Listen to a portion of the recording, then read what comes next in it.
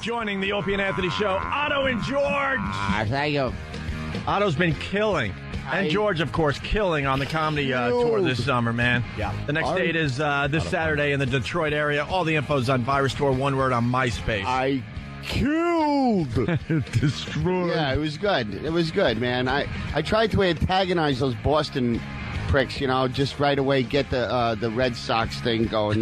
Yeah, they're so man. proud of this stupid team. Backstage, I was talking to Otto before he went on. He's like, watch this. I'm going right after him. Yeah. But you know what? They respect that and they like that up there. They like to get confrontational. I'm still waiting for an audience to boo me, so I'm just trying to get it done before they turn on me and stuff. You're trying to incite it. Yeah, I know. I mean, it's tired just getting laughs, I want some... It's fun when people hate you. I think when everybody likes you, you're not doing your job as a comedian, you know what I mean? I brought the puppet with me. I feel stupid with this thing. I don't understand it. There's just too many comics. At least I have a puppet. You know what, though? But at least you're like, you're in a studio with us. We see you. We see the puppet, so it kind of works. Yeah. I tell the story all the time. We interviewed dumb Jeff Dunham. Oh, yeah? And Peanut. Oh. Peanut's the edgy one. And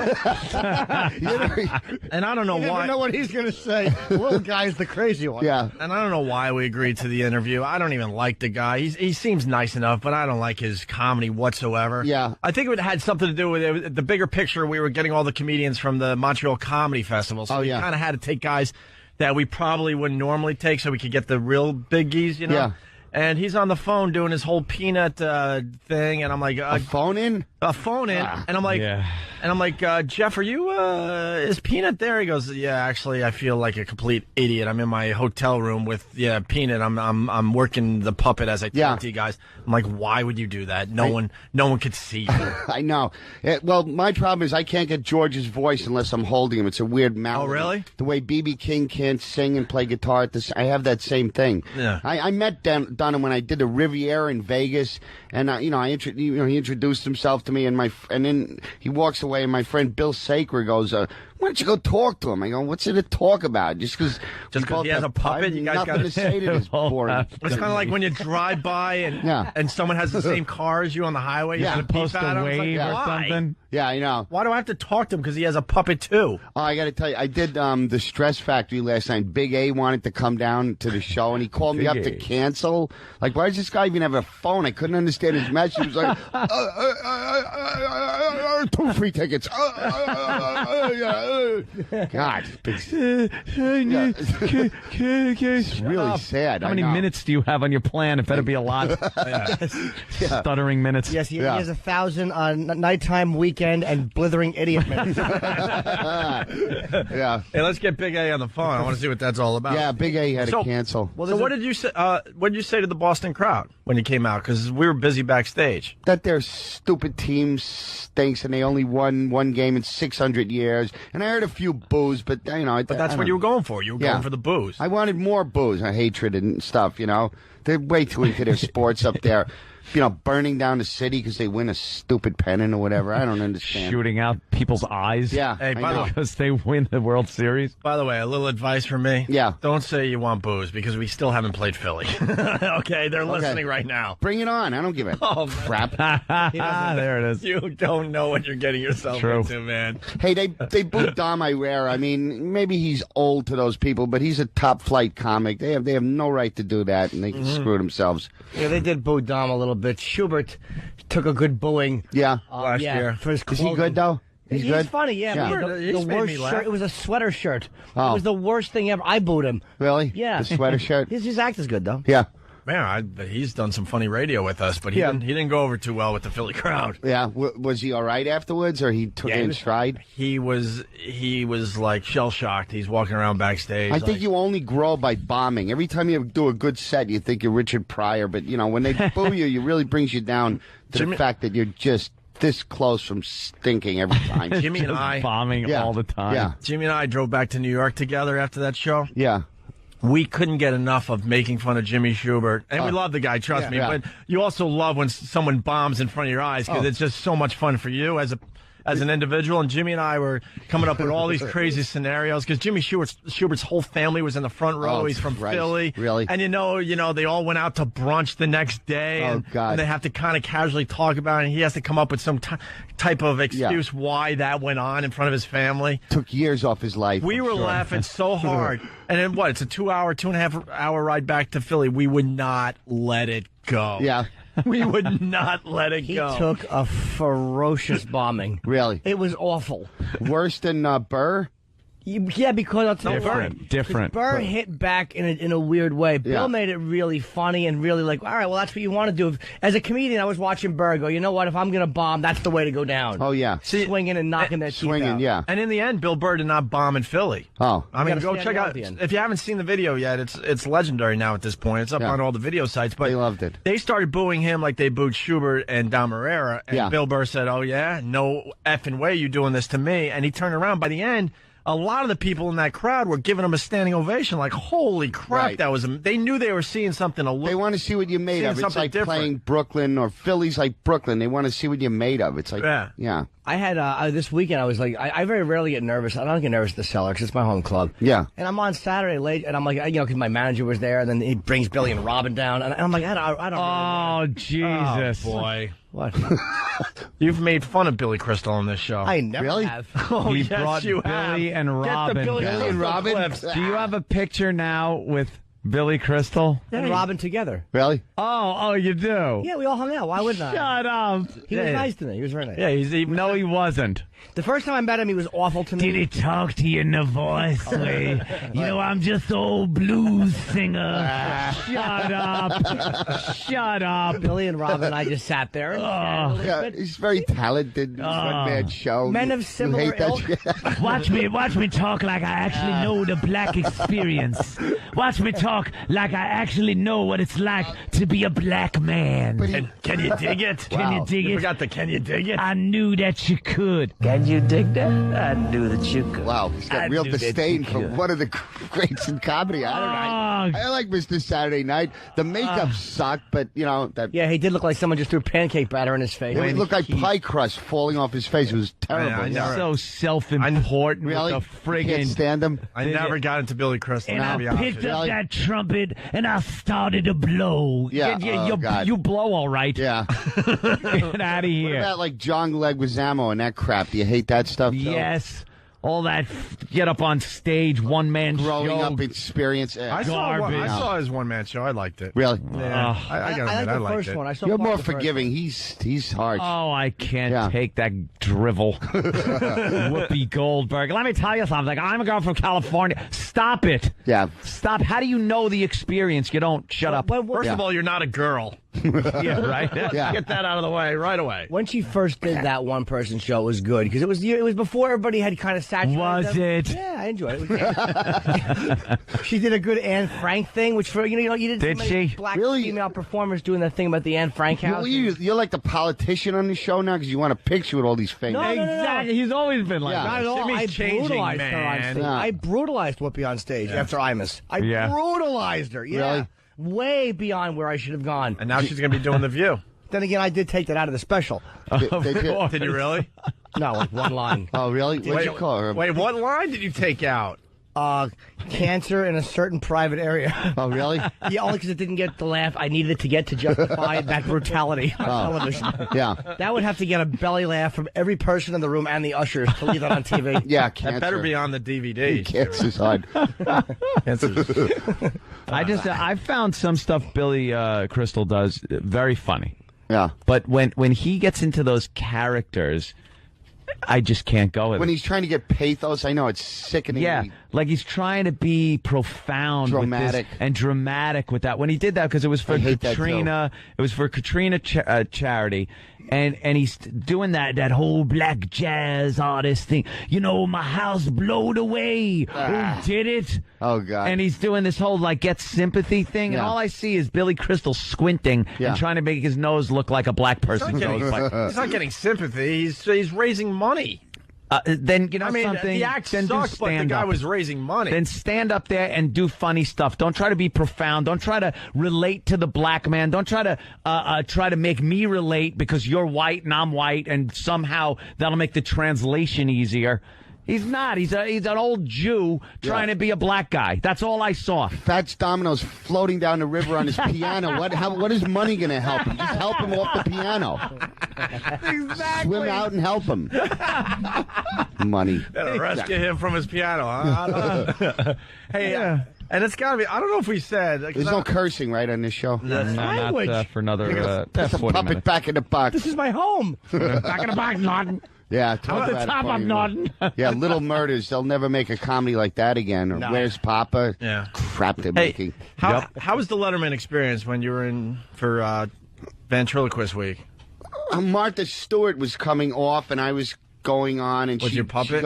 She goes like this. Oh, these things are cute. I went back to the cell, bitch.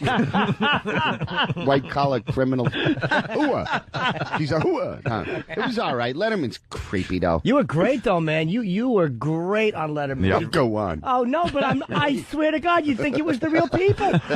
He was. You were Otto, you fantastic, really man. were great, man. Thanks. You were you. You didn't compromise anything. You just didn't curse, but you were you. Yeah, really? was really Yeah, good. Audrey Hepburn. Yeah. You called him Audrey Hepburn. I did. Yes. I did. That's Yes. good, right? But I said he Good, looks right? old. I told him he's old, right? I figure he's insecure about that. Good. I knew I'd never be on again. You know, even if there is another vent week, I don't want to do it twice. He is kind of creepy, huh? Yeah. You should be a regular on a TV show like that, man. Leno would have Like a the great Man time with Show, you. something like the Man Show I'd be good for. Jimmy but I don't Kimmel know, would be a regular great- network TV. Yeah. Jimmy Kimmel would be great. I'll talk to Jimmy Wednesday. Yeah, Jim Norton's gonna be on Kimmel on Wednesday. Let's not forget that. So I've never done it before. If I ever get anything out of this business, I got to come in the side door. It's never going to be through the front. I'm Yeah. too weird. You know, I'm too unstable also. It's not I'm gonna be not network. career-driven. I think the missing component with me as far as becoming a big star is I don't have a need to get approval every day or from everybody. I really don't care. My dog likes me and my girlfriend likes me. I'm happy with that. And Otto, we've always loved you, man. I was telling some Otto and George stories over the weekend, like back at NEW. Yeah. Some days you would come in and give us like an hour of just unbelievable radio. Yeah. Other days you'd come in and after like 15 seconds after us promoting it for like a week in advance, all of a sudden you're like, this is horse. And then you just throw your puppet in its case and walk out on us. I'm like, what is wrong with this guy? Man. But we were obsessed with you. Those are probably coke hangovers too. I was partying a lot in those days. And then you'd come back. Yeah. Try it again, and then you'd kill. It was Really? just like, what the hell? You never know, you know. But the unpredictable is is fun though. Like you were saying with the Boston thing, you don't want everyone just you want some Yeah. some Mental illness is confrontation. fun. You know, it doesn't always have to be good. People don't get like you say you're not career driven or career motivated. Yeah. Most people in the stupid business aren't. Yeah. But they do things like Jimmy's a smart guy when it comes to this business. I don't think you're any more ambitious than anybody. You just know how to put people in positions that do things for you. Really? Like publicists and people and managers, people that book things and come up with stuff. So he'll have people that work for him. Yeah. Meanwhile, you know, sure, he's got to have help. we but- just sit around and I know I could be doing more work than I do. Really? I could be doing like voiceover stuff. I think it'd be fun, kind of go out on a couple of jobs Yeah, every you now could and then. definitely But have I don't. But cartoons and- I don't, and Yeah. I don't know why I don't. I should This have is your world. This somebody is pushing fine. me. This is fine. Yeah, this is it. You're a I don't want to spend superstar. any What more do you gotta time doing prove? it. Yeah, that's all I want to do. I want to sit here in front of the mic, do a little radio, have fun, goof with my friends. Yeah. And then, maybe later on when this falls apart, I'll be Mr. Jangles on a cartoon show or something stupid. But for now, this is fine for me. Yeah. Yeah. Hey, I'm doing a bed and breakfast this week with right. with Trish. No, I am. Are you really? Yeah, down in- wait, you're really going to a bed and breakfast? Yeah. Now I'm like. You heard me talking about this Yeah, morning? she showed me pictures of the room on the internet. Look at that quilt. Like, who cares? I'm not going to be in the room. I'm going to be gambling in Atlantic City. We're like 10 minutes A from bed and Atlantic City. breakfast in Atlantic City? No, it's in Ocean City. all I think right. it's like 10 minutes away or something. Sit down, chow. I don't know. I don't know bed why. and breakfast, if you're in the mountains or near a beach, like like community. Yeah. But near Atlantic City, but you said it's not. But that's I don't know. downright She likes scary. the quilts and stuff. I don't know. She's There's checking no out the pool. It's the heat of summer. There's no pool in this. She's checking out the place. pictures online. Yeah. Stay in the Borgata. Why don't you stay in the Borgata? It's the best. It's a great hotel. Girls like bed and breakfast. Bed and breakfast. You know what I do? Sneak into another room and put George in a rocking chair so that when people come in, they just scream in terror. It's true. These things are scary. Scare All you people. do, go in there or head, like when she's parking the car, just run in and squat over the pillow and fire a deuce. And then she'll walk in and go, look at this. We cannot stay in this room. Yeah? Yeah. Okay. It's gotten me out of like 6 or 7 of those things. Make Pataki. Okay. Hey, watch out for the people that run the bed and breakfasts. Yeah. Usually swingers. I know. Really? They're trying to get into some creepy stuff Creeps. with their guests. Yeah. Because they constantly have people coming to their house and they're hoping, a few of these couples are going to take the bait. Yeah. Yeah, there's going to be some weird things going on. I want to get the full story after. I just picture Lauren Bacall in The Shootist, telling me, I don't want you in this house with them gunplay. Just watch that movie. It was good. Hey, the helicopter thing, we played it earlier. Well, Danny took the audio. Yeah. Oh, And, he added a little something to jazz up the audio. Yes. A lot of people out there going, they're smoking. The two guys with that the anchor laugh. Yeah. This. No, he added something else. So we played it earlier. The two helicopters that went down over the weekend. There was another helicopter in the sky, and this guy gave an eyewitness report, but he was out of breath. It sounded like he might be in the bathroom or doing other things. God rest their souls. But he saw something horrific, and it turns out he knows one of the guys. So we play that audio again with a little bit of enhancement here. Holy crap! Oh no! Oh Jesus! Oh God! Oh my gosh! Hey! Oh my God! Channel 15 and Channel 3 just had a mid-air collision. They're in the park. Oh man! Oh Jesus! Oh my gosh! Is he getting spanked or something? The guy actually is freaking out at the fact that he's in a helicopter. He just saw two helicopters crash and hit the ground. So he's freaking out. Why is that surprising? Those things go down all the time. Yeah. The Grand Canyon tours, those things are always wiping out. They try and keep it hushed up. Yeah. They smash and die all the time. I screaming to their death just for a nice, pretty view. Yeah. Good. I took that tour, by the way. Yeah. Serves you right for trying to feel good. Yeah. I did the helicopter tour over the Grand Canyon. Did you? And the whole time, that's exactly what I was when thinking. you get in a helicopter, when your leg is chopped off and you're being airlifted to surgery. Who needs to go up that high? With one blade. I heard all the stories. Go up that high. Yeah. There's not even a hint that these things ever crash, but they do crash a lot. Constantly. And over the weekend here in New York City, one of the helicopter tourist things had to land in a ball field on 79th Street on the Upper West Side. Really? Right in there was some smoke from one of the gadgets, and it turned out it was nothing. Yeah. But the guy's like, screw that, I'm taking this down immediately. And he Put her down. He landed it in a ball on a ball field. See that Oshkosh air show? A couple of little problems there too. That's near Chicago. Yeah, there's I know always somebody who was at that. There's a girl I know went to. always a problem, and this year no different. A couple of guys died. Remember Vic Morrow, the great actor? Ah, yes. Whacked his head right off. Him and a couple of Vietnamese kids that got on the cheap. Yeah. Well, Stephen S. from Bayshore is suggesting that these two helicopters went down at Vic Morrow Park. Yeah. His last words. My hat!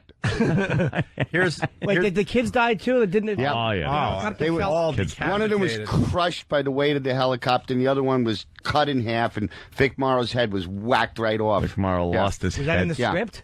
No. They didn't give Vic that page. No. Are you sure I'm supposed to do jumping jacks here? Trust us, it works.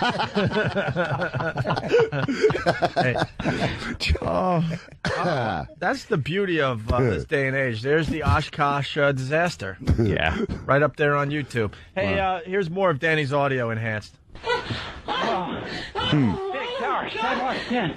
Just had a mid-air collision over here at the park. Two helicopters down. Oh my God.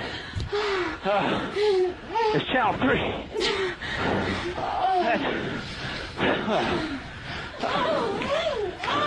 Channel 3. And I don't know. Channel 3. I don't know who else was.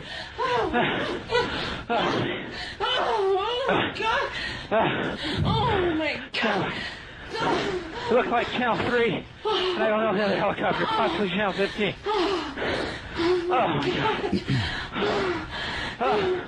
Oh, man, okay. 12, I got shit sight. I'm just off your nose. Yeah, I'm good. I just watched that whole thing. I'm good. I'm off your nose. I think it was Scott. Wow. Jesus. That sounded, that's a little different. Yeah, just a bit different. That was like porn. Almost. We used to let a little time go by before we start messing with the story. Now it's just Sounds bad. like Short bereavement here. Yeah, right. You know, the O&A show. I obviously feel bad for the people involved and everything, but this is just one of these things again that the news is catering to America's just a bunch of vultures that want to see these car chases up close. I'm guilty of it. Yeah. When there's a car chase on TV, go shoot him, kill him. I want to see the cops pull him out and just blow his head off or That's something. our nature. And the copter view. So we all want to see this. They cater to it. They give it to us. And when you get 5 helicopters in the area, hovering over one car, it might be a problem. You're not sure which way the car's going to turn, so the helicopter's going to turn drastically at every turn. Our true nature is rape and slaughter, you know. That's This is all an illusion. That, This is some society. weird, illusion that's trying to put this blanket of goodness and political correctness over us. And all we are animals. Happy horse that love to see death, destruction, and all that. How much were you laughing when you saw that Iraqi soccer victory dance they were doing? Oh. They're shooting their weapons in the air. After winning the soccer match. After winning the soccer match. It's the first time Iraq has won. You know, they're a war-torn country. They're very proud of their soccer team. Yeah. Which, by the way, the last soccer team, one of Saddam's kids had put to death. For losing. For losing. So the whole team got tortured and put to death. That's why it's a motivator, isn't it? Yeah. Wow. So they won. Well, it worked. They won. They won. Jesus. And then as their little victory thing, like we do here in the States, they fire their AK-47s up in the air. And the bullets come down. 4 people dead, 17 wounded from gunfire. You make it sound like we don't do this in America. We do this in America. No, we tip Look what over happened cars up in and Boston light them on and fire. Yeah, we do some crazy crap too when our team wins. And occasionally the cops have to shoot an eye out with a beanbag. There you go. But, I mean, just civilians out in the street firing machine guns into the air. So the bullets came down and killed 4 people. They're going that fast just from dropping? Oh, yeah, I guess that, and maybe a few people didn't shoot high enough. Didn't shoot high enough, Into buildings. I don't know what the hell they're doing over there. Got to lift their gun in the air. Wow. Yeah, just start shooting. Hey, we got to take a quick break because there's 2 really good stories we want to try to get to on this side of the Opie and Anthony show. A girl accused of killing her stepfather and cutting off his... Okay. It's an amazing story. Oh, yes. And also the 88-year-old Eagle Scout. Yes. This story's made for you, Otto. Okay. After the break. Are we promoting anything? I do my duty and do my best. I did my duty. Please help me. I have to change. Oh, what I have to say is Showboat Hotel and Casino, September 22nd. Otto and George and Reverend Bob Levy from some other unknown show. Oh, you can say from the Howard Show. Yeah. It's fine. We love Bob. We don't give a crap about any of that stuff in the end. Yeah. The Showboat, whatever. It's a They're allowing you down there. That's nice of them. Yeah. We had a huge poker tournament we were supposed to do with them. And they're trying. because of a little controversy we got into, they panicked and canceled the whole damn thing. Really? What? And we were really excited about going down there for our poker tournament. I say you take it to the Borgata. Yeah. Yeah, we're going to take it somewhere else. Absolutely. Borgata's nice. It's Opie and Anthony. You're checking out the Opie and Anthony show. Otto and George in studio. Our own Sam came back from San Diego. I forgot that he went out there this weekend for... Sam Diego, I call Sam Diego. He went to Comic-Con. Comic-Con. On, NBC's dime? Yes, NBC. They're promoting a lot of their NBC shows. Yeah. They put all their new shows up at Comic-Con for the first time. Like Heroes? Heroes was there for season 2. Was cheerleader chick there? She was there. The whole Was cast she hot? there. Yes, she was. Yeah. Yeah. Cute girl, that girl. And Heroes announced that they're doing another series called Heroes Origins. Oh, brother, it's going to be like CSI where they just have 18,000 different spin-offs. Well, it's like a 6-episode series, so it's not... What's the difference, Sam, between Heroes and Hero Origins? Well, Heroes Origins is like... Quickly. It's a one-and-done thing, so each episode will center around one character and storyline, not a continuous thing. And they'll have special writers and directors like Kevin Smith will be doing an episode. Which was I'll look forward to that one. Yeah, Really we'll check that out. You're prepared. Well, I took notes. Also, and so the new series, though, where Chuck and the Bionic Woman... Yeah, I saw the trailer for the Bionic Woman. They both also feature very attractive young ladies. Who is the Bionic Woman this time around? Heather Mills. Michelle Ryan is the name of the actress, but yeah. What? Yeah, she's British. Okay. She has an accent, which a lot of people will be surprised because on the show she sounds American, but she's got a British accent. Some of them Brits are good at that. I don't know how I like in the trailer where she gets up and because they didn't show this in the old TV series, where she kind of wakes up, she's a little groggy, she looks down and sees her bionic legs and kind of freaks out. She gets really pissed off. It's not like, oh, thanks for the bionic legs that look like legs. They kind of looked weird and were freaking her out, and she freaked out. Yeah. Much more natural reaction. Yeah. Did they explain how she's able to hold back a car when she doesn't weigh like 3 tons? Well, not in the pilot, but I'm assuming that will be explored later. Somehow that's going to be explored, because I never understood how the bionic man or woman could actually like hold back a car when the weight and the friction on their shoes between like that and the street wouldn't possibly be able to hold back the car, no matter if you had bionic legs or not. I think there's still a point where you would need that weight to hold the car back. I think it has to do with the bionics in the body. I need an explanation. I think that's maybe that'll come out in the show. Will she be fighting Bigfoot and a Bigfoot that doesn't look like Chaka from Land of the Lost? Chaka, remember that one? I forgot about that. That was the Bionic Man versus Bigfoot episode. It was awful. They're horrible. Boy, were they running out of ideas. Oh, it was awful. Sasquatch, what a queer. New series is a little less cartoony. Yeah. Yes. Is the same noise being made for the stupid movement? It's subtle. It's in there. It's a little... All right. Well, you had a good time, San Diego. That's the important thing. That is the important. And all your pictures are up on the website. So yes. What is Chuck? Oh, Chuck. Chuck is a series about a slacker who ends up accidentally getting all the government secrets put into his head via email. Yes. What? It's like a mixture. Via email? Yes, via email. It's like a mixture of the Born Identity meets 40-Year-Old Virgin. Oh, it wasn't my email. He would have got nothing but ads on how to make his penis larger. Yes. Those are all the secrets he'd have. TrucksSecret.com is the website. I thought they finally found the brother from Happy Days and gave him a spin-off show 30 years later. That's right, and he's in Thailand doing video work. Hey, Tom Snyder died from leukemia. Yeah. Oh, Tom Snyder's dead? 71 years old. Fair enough, dead, sir. Fair enough. Yeah. Look at That's you, just Sam. breaking. Pictures of you with everyone there. That's the cast of Chuck right My there. good and Sam. And Chuck me. and Sam. Yeah. Oh, congrats. Yeah, check out the pictures on our website. All right, moving on. Very good, Sam. Thank you. This is one of your stories of the day. It's either this one or the 88-year-old Eagle Scout. I like that one. But this one is really, really good. Listen to this. It was in the suspect's top-floor apartment. Police found her stepfather bound, gagged, and his penis cut off. Ow! Wow. They suspect foul play. Woof. Wow. Severed schmeckle. That's gotta hurt. Yeah. Listen, I don't care who you are. But listen to this, and they don't really. I guess they leave it for you to figure out. Yeah, I like stories like that. Off. Police believe 55-year-old Eric Goodrich was murdered by his 26-year-old stepdaughter as an act of revenge for sexual abuse when she was a girl. People who live in the Arverne, Queens neighborhood where it happened are stunned at the brutality of the killing, but cops say it was a murder with a message. They found chilling notes left behind by the woman. One said, "He wrecked my life. At first I blamed myself. Now I know it's not my fault." All right, not the good version, unfortunately. Oh. Yeah. We're missing a detail on this version of the story. Well, what I heard on the way in, I heard this story when I was listening to the news on the way in, and I heard he was found castrated, and the cause of death, they said, could be strangulation or he may have choked because something was lodged in his throat.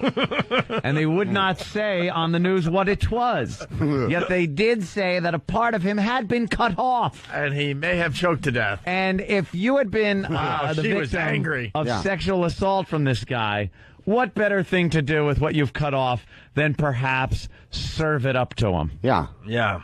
There you go. She got mad, then she got even. Yep. Wow. Like Silence of the Lambs. Yeah. Well, what is that? Don't pull that out with the tweezers. Clarice. It's like a Russian composer, Vladimir Kachikakov. I remember some beautiful music. Good old Otto. Wow. And then we got this cute little story. This is one of those. Is it Feel Good Story Monday? It is Feel Good Story Monday. This is a feel-good story. And we got one just before we get off the air here. Well, a long overdue award for a Boy Scout in Florida. That's right. The honoree had to wait 70 years to officially become... 7 years? So he was, what, 14?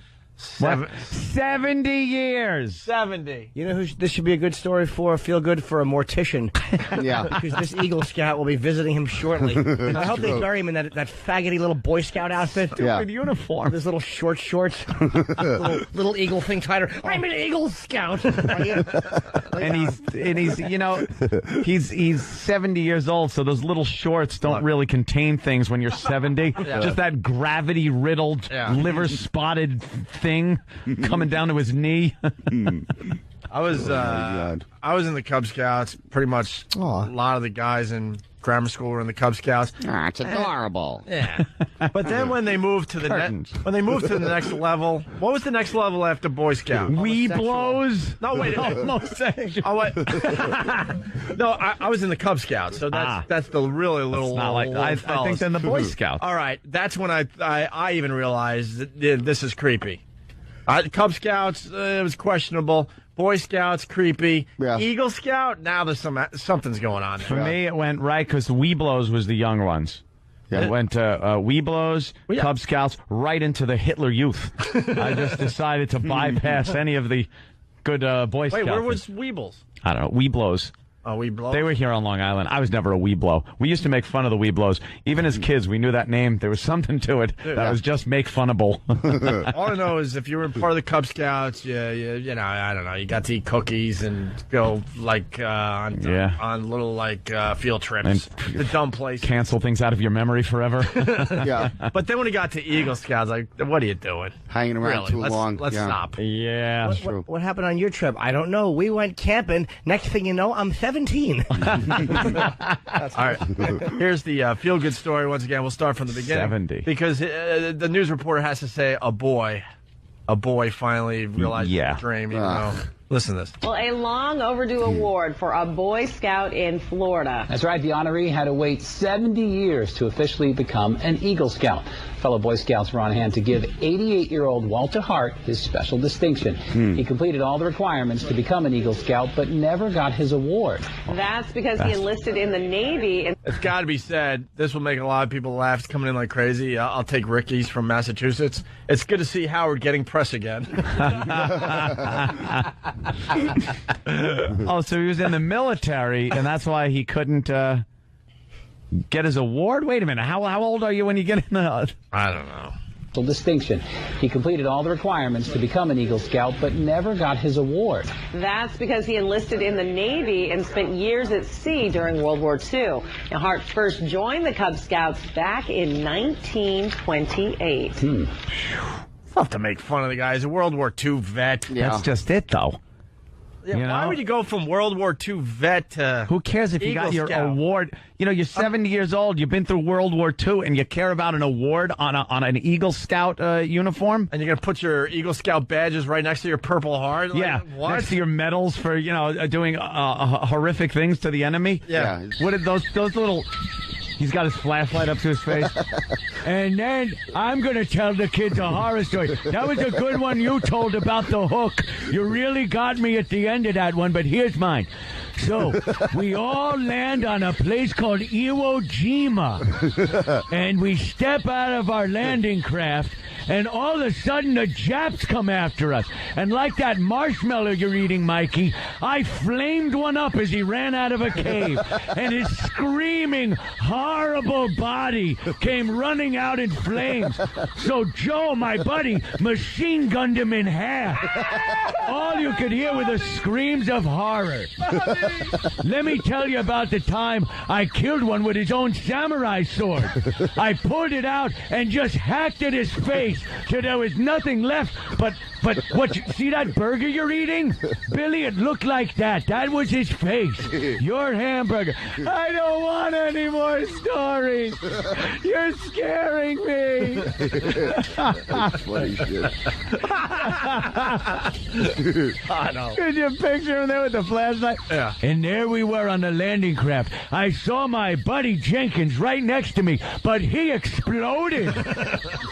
See, the beach was all armed. There were a bunch of Japs there with big guns. They cut us down. Did you ever see your best friend's heart when it's on your face? I don't want to tell stories. And they're sitting around the campfire, toasting the marshmallows there, Anthony. Who wants to make s'mores? That reminds me of when my buddy got his guts blown out. It looks like when you squish a s'more. His brains came out like the white stuff, his entrails like the chocolate, and his bones were like graham crackers. I'm afraid. Shut up, I got my badge. Someday you might have to go to war and die. Yeah, just like being at war, right? Let me see your medal. That's nice. No, this is my Purple Heart. I got it for being stabbed by a kraut. Let's see the badge you got over there, Billy. Yeah. What's that badge? Tying a knot? That's cute. Let me point out what this one was for. This one was for hacking the arms off of babies that had just been inoculated. Did I ever show you my ear necklace? What the hell? That's fun. Oh, you boys are making a camp here. Let me tell you about a camp we liberated once. That was a sight to see. Eat up, boys, because these people I saw hadn't eaten in quite some time. You Jewish boys might want to hear this story. We're running Why out of does he show. care? Hey, a couple things real fast. Otto and George playing Showboat Hotel and Casino. September 22nd. September 22nd. 2007. Oh, man. One show. Our listeners aren't going to remember, so Really? check out your website. Otto. Okay. OttoandGeorge.com. .com. Okay. And we'll see you Saturday as part of the virus tour. Yep. As we go to Detroit. That's the next stop. Yes. Tickets still available. And if you got a military ID, you get in free. Tracy, the new PD here in New York, she wrote me a communique. We got Korn doing a hostile takeover today here in New York City from 3 to 7. A lot of Korn fans out there. Hostile. And if you're not in the New York area, you want to listen to this, 923krock.com. You can check that out. And you can also check out the Opie and Anthony page on 923krock.com. Like I've said many times, Al Dukes is doing a great show recap or rundown, whatever, complete with links and stuff of all the things we've talked about today. So it's very, very good, worth checking out. And then Korn's doing a free, concert tomorrow at 6 p.m. at South Street Seaport. Oh, that's really cool. Ooh. That's really cool here in New York. If you're in the area, check that out as well. Okay? And also, Friday, I'm doing a signing in Detroit. Borders on Birmingham, Woodward Avenue in Birmingham. If you know where that is, 7:30.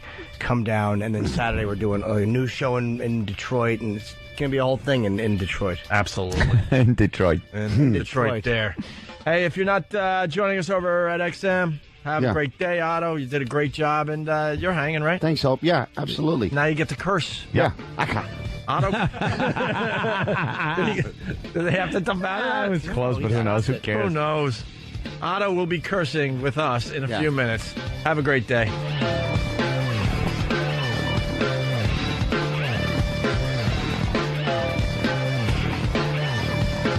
The Opie and Anthony Show. The virus is spreading.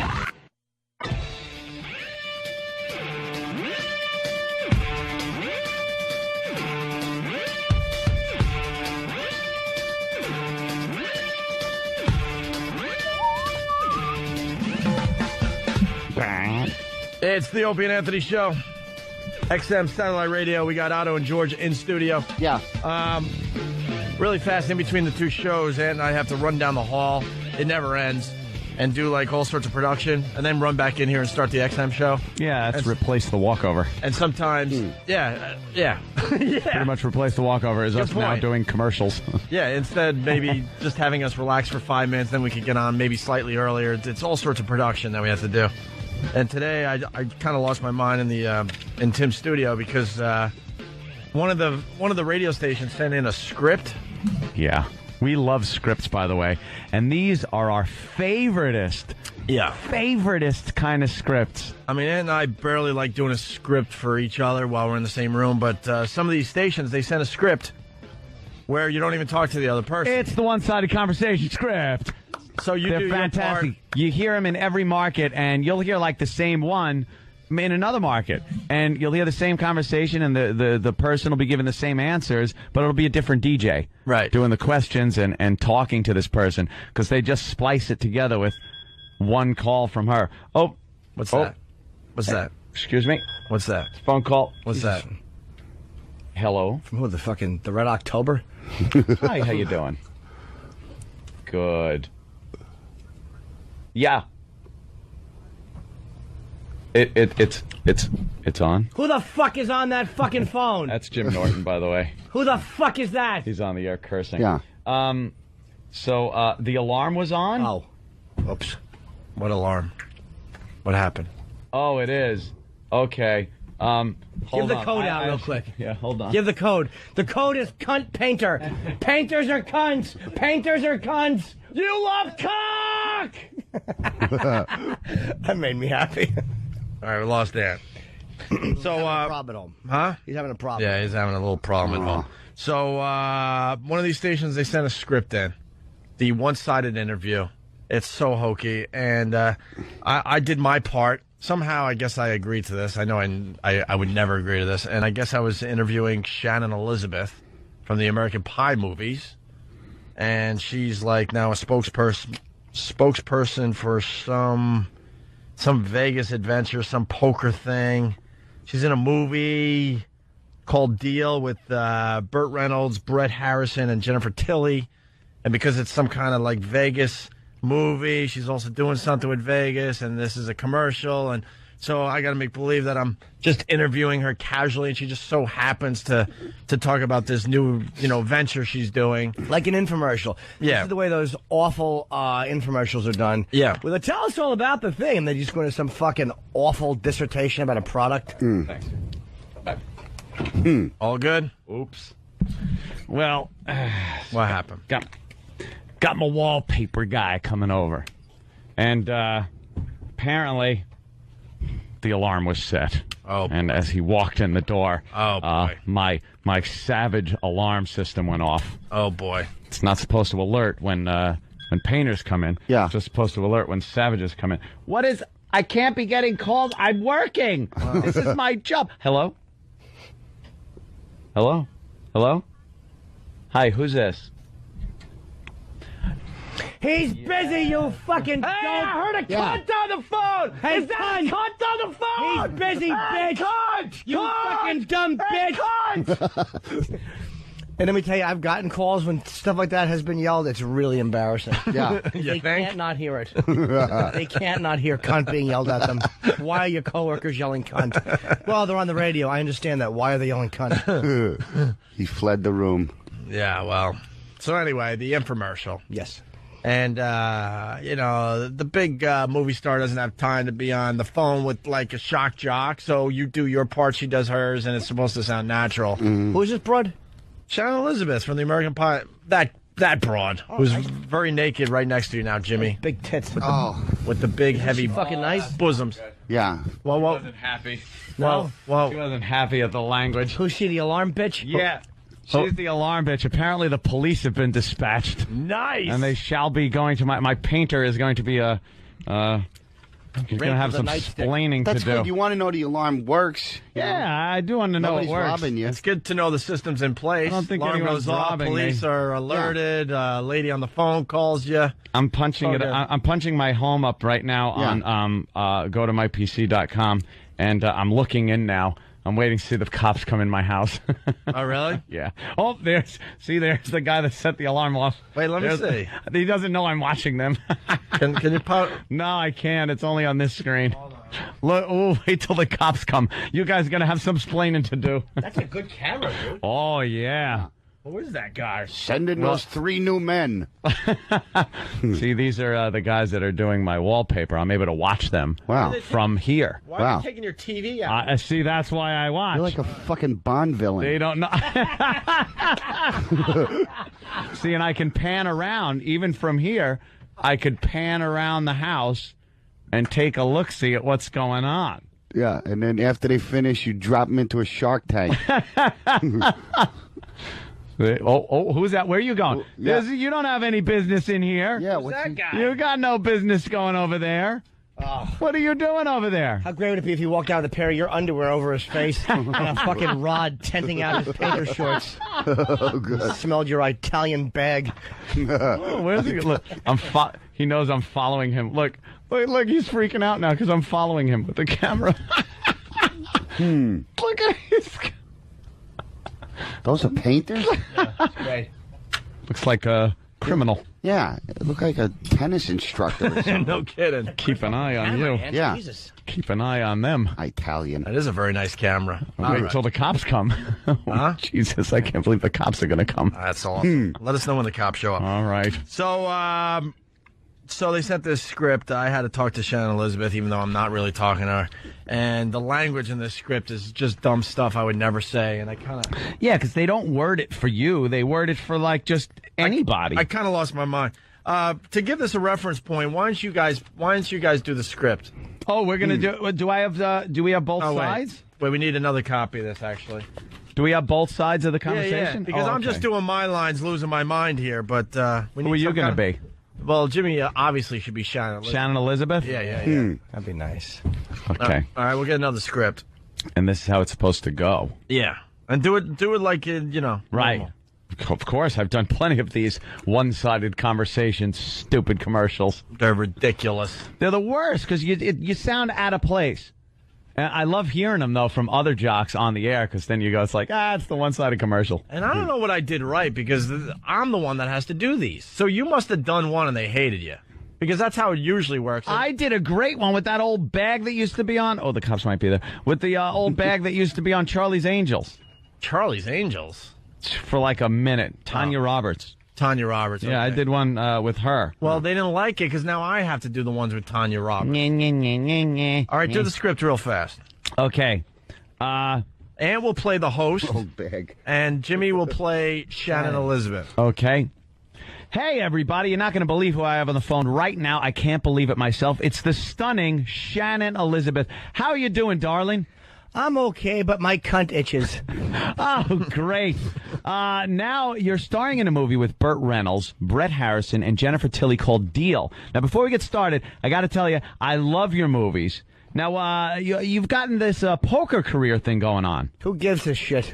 Now, you've combined your passion for poker and acting in Deal. Tell us about the movie. What's it like? Well, I take a big shit in Burt Reynolds' wig, and then I finger myself. It centers around a young Yale senior, Alex, who's really not a good actor, but apparently he's a faggot, and he's been stuck in the producer's dick. And he's one of these online poker players. He's self-taught. He's cocky. He kind of thinks he knows everything, and he loses very quickly.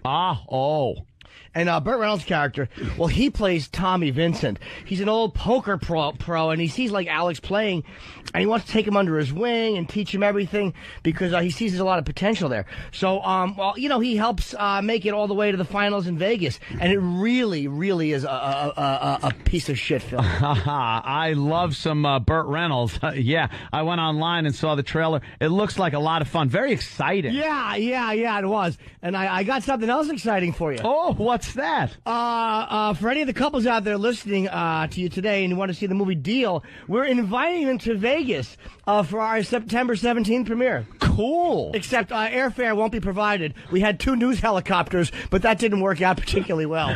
Really? Yeah, they bumped heads. LOL. All right, Shannon. Let me see if I got this right. You've invited all the couples listening right now for a no-strings-attached romantic getaway to Las Vegas? Fine, why don't you just do the whole thing, shit dick? Oh. Right now. And I would give them the number. Okay. I've already said this. 2 VIP tickets, Jew. VIP treatment, red carpet. What else do you want, Jaime? All right, the beautiful and talented Shannon Elizabeth. Thank you so much for taking, darling. Thank you so much, darling, for taking the time to tell us about this incredible offer. You still here? I thought I told you to go fuck your mother. Bing, pie, pole, bang. Let's see. This promotion is sponsored by Tahiti Village. Yeah, see. Is it? Now, Anthony did all the lines that I was supposed to do. Right. Now this isn't going to do it justice because Jimmy just made it into something better. No. You got to hear the explosive, ridiculous temper on Opie. Well, I saw "How are you doing, darling?" and I lost my mind. Lost it at the first line. Who's this? Look who we. Hey, how cool is this? Look who we have on the phone right now. It's stunning... you were trying at first to actually do it. Right. You were trying. Well, hey, look who we have on the phone. Nobody. Right, nobody. I'm just doing my lines. I figured I would just give it the old college try. Just get it over with. But then I saw "Darling," and then it just took on a life of its own. How cool is this? Look who we have on the phone right now. It's the stunning. Hey, wow! How cool is this? We got. This is so stupid. So stupid. But I'm keeping it under control. Yeah. I am. I just said stupid under my breath. So I'm going to continue. But how is that under control when you said stupid before the first line was out? That's not control. And I didn't even see the word "darling" yet. Darling? I just know these things are stupid because they never sound good. Where they you do your lines and they do their lines from another city, and then some engineer puts it together, and it's supposed to sound like a natural conversation. Do we have her lines? I don't know. I don't think so because we have to send this off to them. And then I saw "Darling." Here we go. Oh wow, this is really cool. Look who we have on the phone right now. It's the stunning Shannon Elizabeth. How are you, darling? I wouldn't say fucking darling. How are you, darling? Send this fucking thing back to them. I would never say fucking "how are you doing, darling." Only people over the age of 60 say "how are you doing, darling." Hey there, foxy lady. Hey, Shannon, how you doing? That's how a guy in his late 20s talks. Late 20s. You tool. Keeping that illusion alive. Barely talks. How are you doing, darling? I'm good. How are you? Oh, I'm great. Now you're starring in a new movie with Burt Reynolds, Brett Harrison, and Jennifer Tilly called Deal. Now, before we get started, gotta tell you, I love your movies. Now you've got this big poker career thing going on, huh? You can just hear the anger. Now you got this big poker career thing going on, huh? As I'm thinking of the phone call I'm gonna have after the show today. Got this big poker career thing going on, huh? From my teeth. How do you fucking say I'll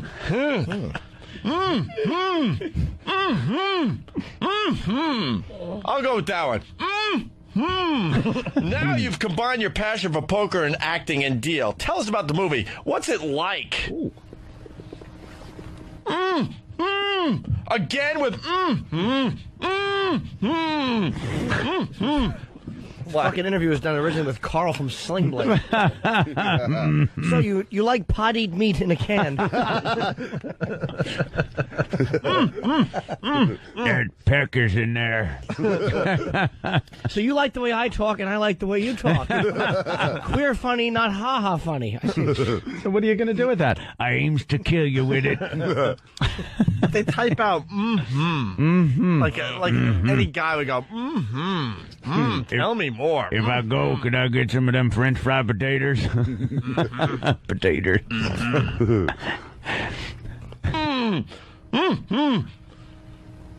Oh, this next line's great. I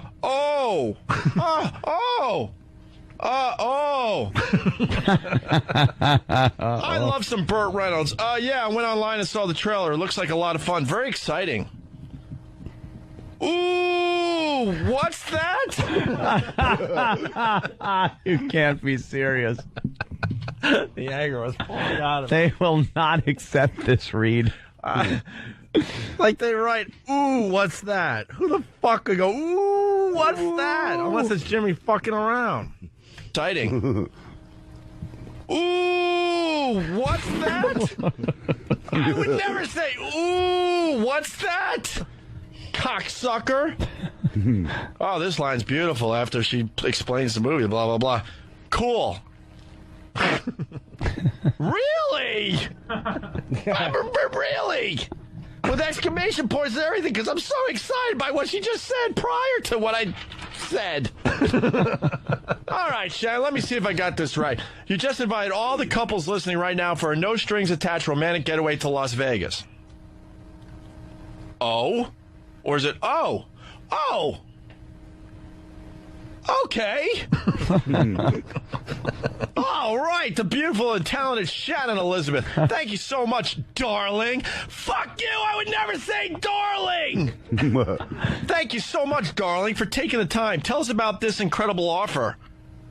Thank you so much, darling, for taking the time to tell us about this incredible offer. They don't even fucking proofread before they send this shit down.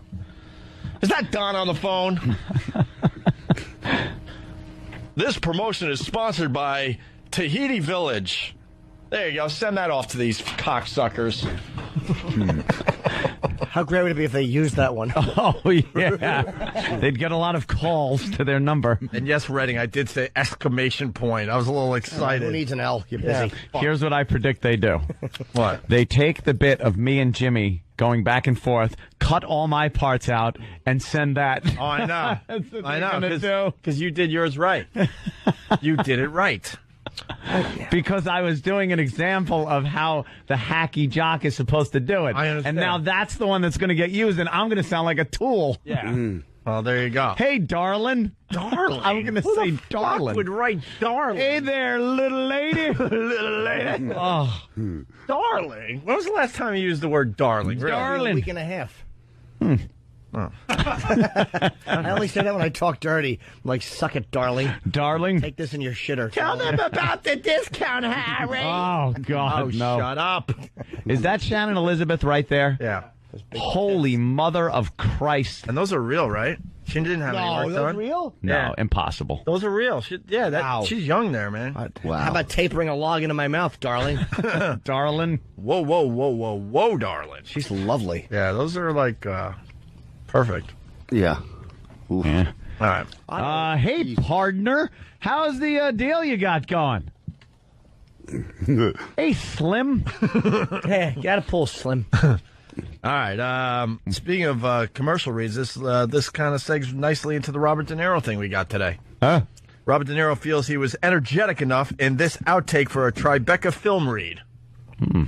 This is great. Listen to this. When we created Tribeca, we wanted to capture all the emotion, all the energy, and all the power of a movie. See for yourself. Tuesday on Fox. Oh, see, that's... Another? Huh? He's just... that's an Iraq... Remember when Iraq Friday or Thursday was trying to do like the exciting jock thing, and he was just kind of... Blah, blah, blah. Yeah. He finally got it right. But... that is a lackluster, unenergetic read. Well, there's really no energy, and they call him out on not having energy. Yeah. Good. Yeah, listen to this. Do another? Yes, that's all right. Good? Can you try one just generally more energetic than that? I'm sorry, I got, that's energetic. You don't know what you're talking about. Yes, excuse me. No. A little bit. Wow. No, sorry. I'm not selling cars, okay? Wow. Holy shit. You that look great? like a bunch of junkies. Yeah. No. You did. A little bit. Wow. Little bit. Wow, he got pissed quickly. Well, he's fucking De Niro, and some fucking soundboard guy is telling him how to act. But the guy was right. But he was still. completely right. Let me hear his delivery again. Listen to the end when he goes on Fox or something. It's dry nothing. Don't correct the star of Bullwinkle. He knows what he's doing. Bullwinkle. Fucking shithead. Good. Fuck Good, you're right. Yeah. We created Tribeca. Yeah. We wanted to capture all the emotion, all the energy, and all the power of a movie. See for yourself, Tuesday on Fox. I'm going to open his hole like this. Do another? See for yourself. Tuesday on Fox. Yeah. Wow. Yeah, you gotta like. He doesn't have to go, see for yourself. Tuesday on Fox. Yeah, but you gotta give it just slightly a little more. He's Something. De Niro, though. Just De Niro Good for doing yourself. that is enough. Because Tuesday It's on true. Fox. Yeah, it's true. Just to get Is the that man. what he's thinking, though? Is that what he's fucking thinking? I'm De Niro. I can do it however I want? Yeah. Probably not. It's probably just the way he did it. Oh, stop. Go screw. These guys aren't used to like commercial. They do whatever they feel in like in a moment. Yeah. Like you don't tell De Niro what to do. Ah. Like the William Shatner show. Who told me that William Shatner? Someone tried to direct William Shatner. Oh, really? Yeah, like in a commercial, and he said, "Don't tell Stop me." heralding actors like it's such a fucking hard thing to do. Without Scorsese and the writer of Taxi Driver, Right. you'd be delivering pizzas. It's not that big a deal. Well, it's still though. Like someone told Shatner. All acting is emoting. We all have every emotion in us that he shows on the screen. We all have those emotions. It's not a big fucking deal. It's reading what the writer wrote and then having a director tell you how to present it. Yeah, and 57 tries to get it right. Fuck him. Fuck him buying up half the city. Nice. Hey, Otto, who's your friend over there? My dear friend Kenny Michaels, a great performer. Ooh. He looks shy. We do a lot of gigs together. Oh, yeah? Yeah. Very cool. Yeah, a lot of gigs. Yeah, good stuff. Yeah. Tuesday. Let's talk on about Fox. bombing before. Yeah. And I'm on the radio now. Great. God, what a fucking prima donna. I'll say He it. said two things. What do you? Is there any? I know. I gotta gotta say taking more? up all the mic time. Give him a chance, man. I hear he does the Sopranos and stuff. Yeah. You do Sopranos voices? Yeah. Yeah. Oh. Like who? Paulie and Silvio. Yeah? Yeah. You got to stand up and do fuck. He does the walk of that faggot guy, Johnny Cakes. You gotta, All right, I let's you, see. Johnny can't Cakes. see that on the radio. It though. doesn't matter. We'll laugh. Let's Yeah. go. Hold on, get a microphone. Can we stand up? Yeah, let's see the Johnny great. Cakes walk. Let's see if we can get that mic turned up for you. Here comes the show. Here comes the show. All right. Yeah, hold on. Hold on. You want to see the Vito walk? Yeah, let's see the Vito Vito walk. walks good. That was the Vito. All right. Sorry for the radio people, but Jesus Christ, that was pretty Wait, fun. what about the Johnny Cakes walk? Yeah. That's That the is- best that is- Vito, yeah. Oh, what am I saying? Vito. What am I saying? You're shy. Yeah. Sorry. Oh. And that will what you do some voices of that? Yeah, I gotta All do right, more. let me just Do more, you fuck. Come on, let me man. just Here, hold on. Let me not put this look. up. There's people in Finland. What am I, a car salesman? Yeah. What am I selling cars? Wow, he got mad, that fuck. Yeah. Yeah, I need more energy. Meet the Yeah, can you put that fuckers. on the thing? Right? Meet the fuckers. Yeah. Oh, he's Up. Wasn't that the highest grossing comedy ever in the history of the don't know. world? Let's hope so. Analyze this, analyze that. Yeah.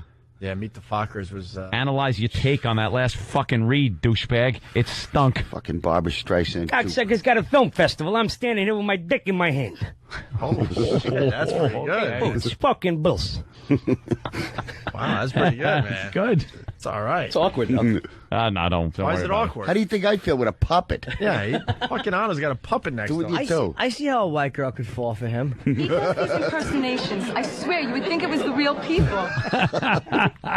And what, Silvio? Yeah. Yeah, Silvio's Silvio's sitting great. down. It's just hunched and. Yeah. Maybe, I don't know.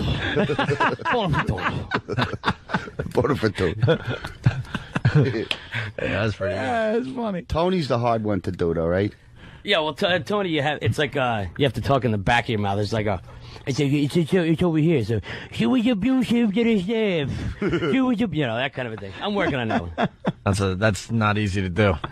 Yeah. Hey, we E-Rock found the Orson Welles crap.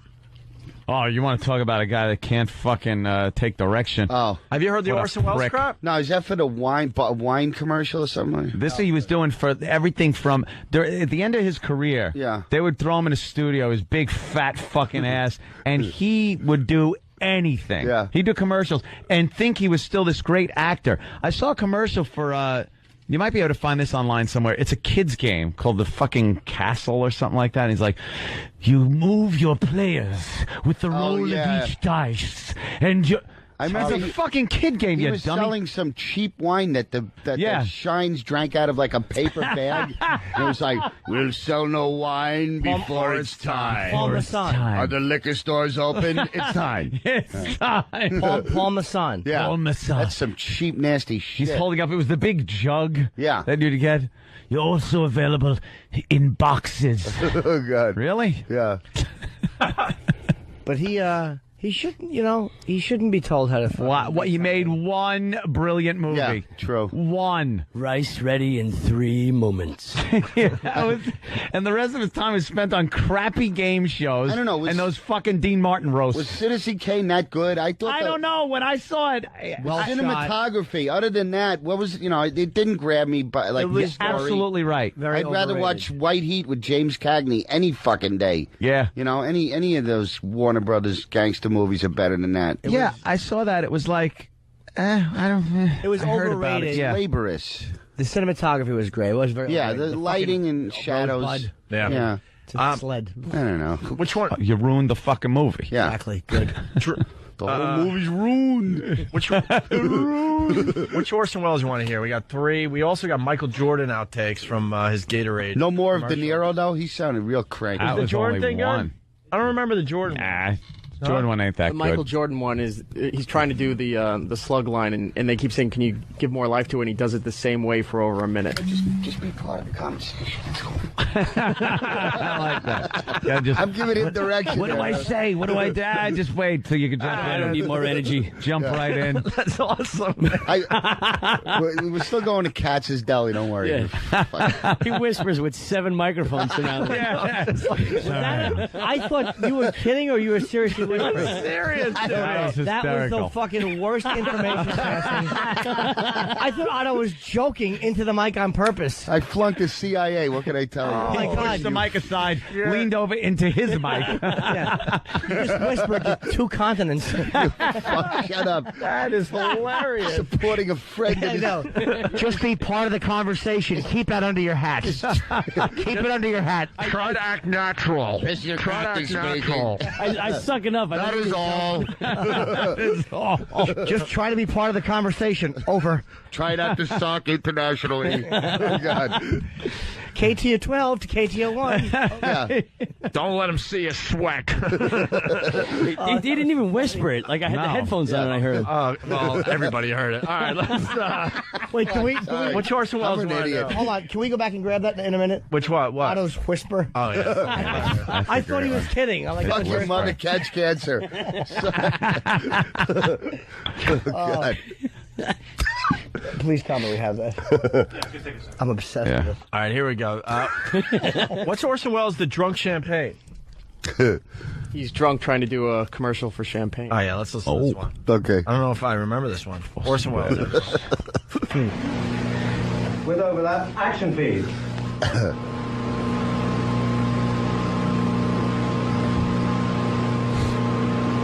Action Orson please. Just do anything?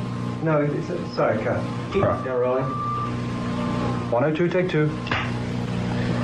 Ah, the French champagne. Wow. Has always been celebrated for its excellence. There's a California champagne by Paul Masson. Wow. Inspired by that same French excellence. It's fermented in the bottle and like the best French champagne. Wow. It's vintage dated. So Paul Masson. 102, take 3. Action please. Oh, Rachel, you come back. Paul Masson champagne. Mr. Fabersham, I want Paul Masson. Stop it. Oh, shit. Wow. He is hammered. Wow. Yeah, go back a little bit. He is sauced. All right. 102, take 3. It's hysterical. Action please. Whoa, that's good weed.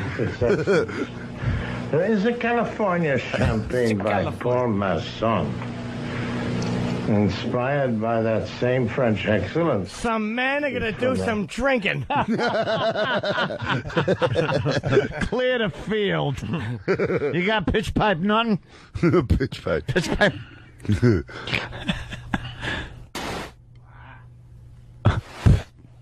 the matter with you, Rock? Drinking some Parmesan? Why is it crapping out, man? 2, take 3. Action, please. Champagne has always been celebrated for its excellence. Wow. There is a California champagne by Paul Masson. Inspired by that same French excellence. It's fermented in the bottle, and like the best French champagne, it's vintage dated. So Paul Masson's... Foster Brooks. Wow. That was wow. Yeah, I like how he had a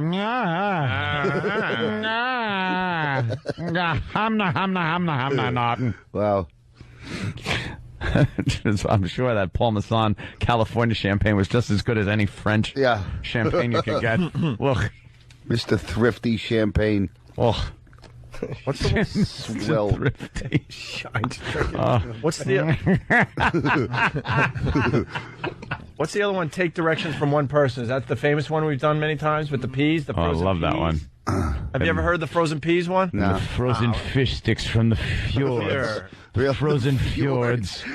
You've never heard that? We should play for Otto then. Really? Gotta hear this. This is the gift. This is Orson Welles too? This is classic. It's in England too. Just being obnoxious. Starts yelling this at poor this guy. board op. You just know he wants to fucking shoot him. Really?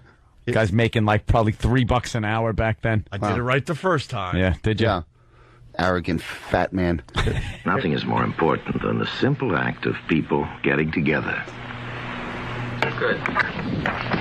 Could I have one more go, Lawson, please? Sorry. What? Could I have just one more take of that, sir? Why? I just did it right. Yeah. Look, I'm not used to having more than one person in there. One more word out of you and you go.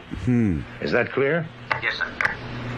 I take directions from one person under protest. But from two, I don't sit still. But who the hell are you, anyway? No, I'm the engineer.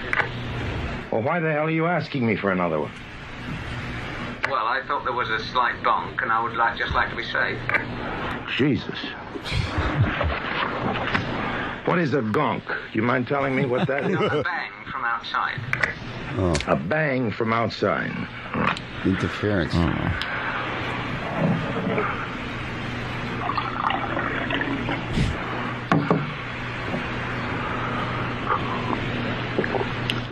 Can I see Mrs. Rogers for a minute, please? Yes, certainly. There. Do you really mean that? Yeah, so in other words, I'd start half a second late. Don't you think you really want to say July over the snow? Isn't that the fun of it? If you can make it almost when that shot disappears, it'll make my... I think it's so nice that you see a snow-covered field and say every July peas grow there. We know a remote farm in Lincolnshire where Mrs. Buckley lives. Every July, peas grow there. We aren't even in the fields, you see. Yeah. We're talking about them growing, and she's picked them. Yeah. On what? In July. I don't understand you, then. What must be over for July? When we get out of that snowy field. Well, I was out. We were onto a can of peas, a big dish of peas when I said in July. Oh, I'm sorry. Yes, always. Thank you, Pitchman. I'm always past that. You are? Yes. Well, that's about where I say in July. Can you emphasize a bit in July? Why? That doesn't make any sense. Sorry. There's no known way of saying an English sentence in which you begin a sentence with in and emphasize it. Get me a jury and show me how you can say in July, and I'll go down on you.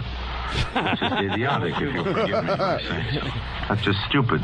In July. I'd love to know how you emphasize in July.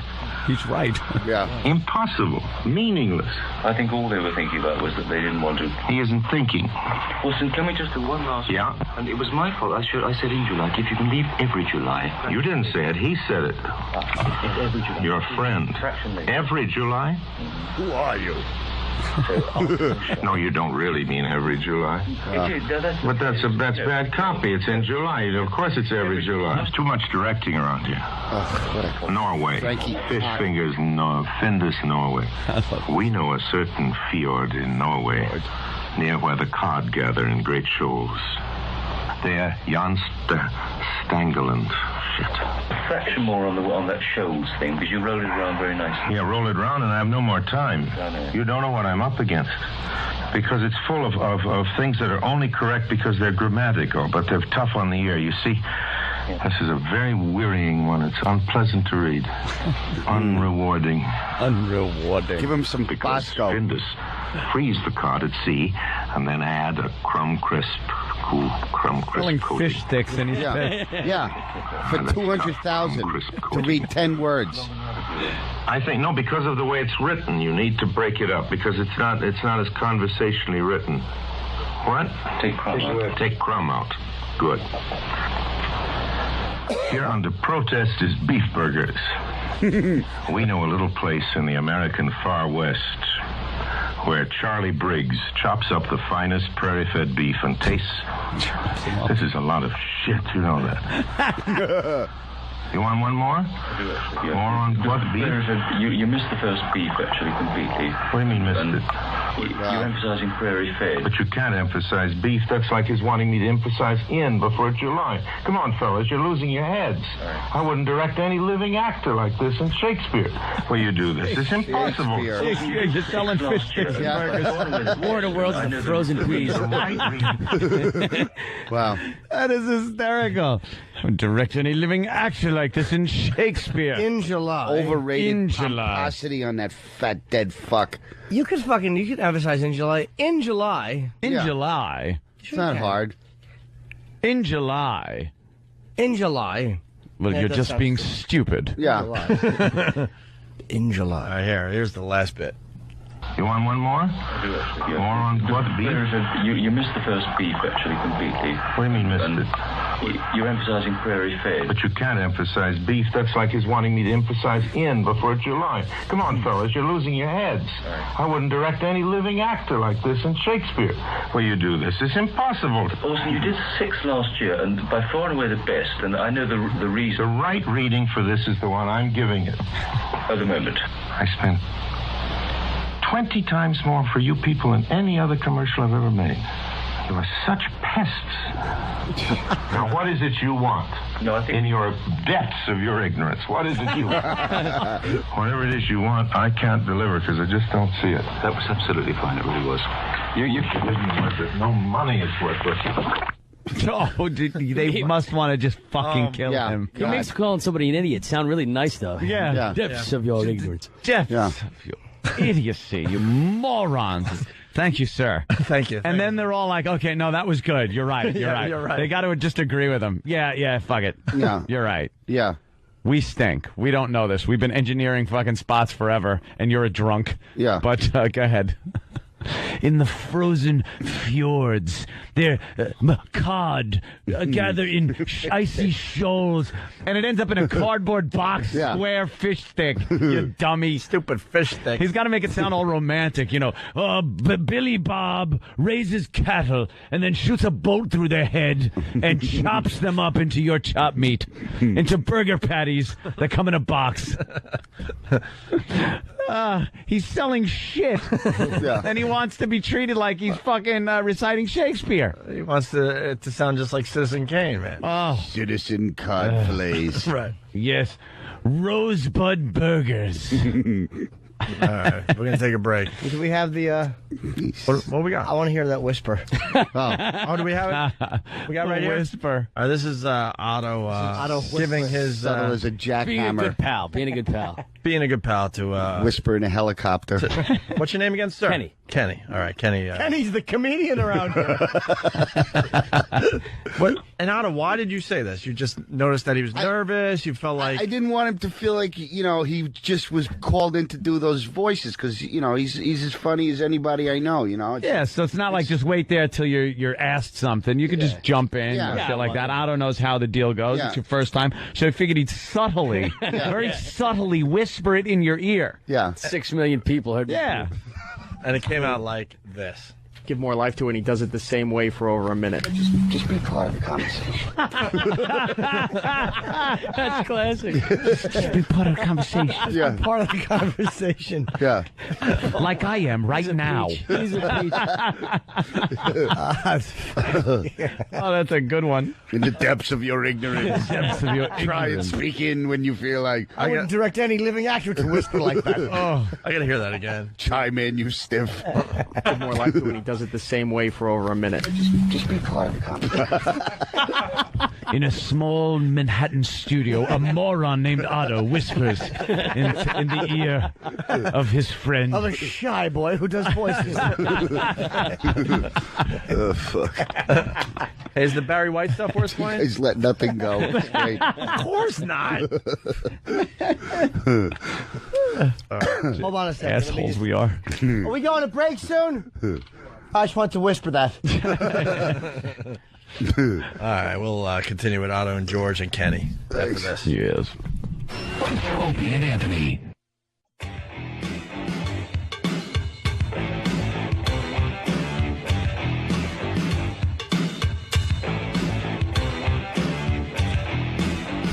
And we're back with the Opie and Anthony show. People are saying that the Barry White one is worth playing. I don't remember the Barry White one. We're playing outtakes right now. Barry White. Oh, also we have Big A calling in. Big A. Let me say hi to Big A. Oh, baby. What's up, Big A? Yeah. Big A.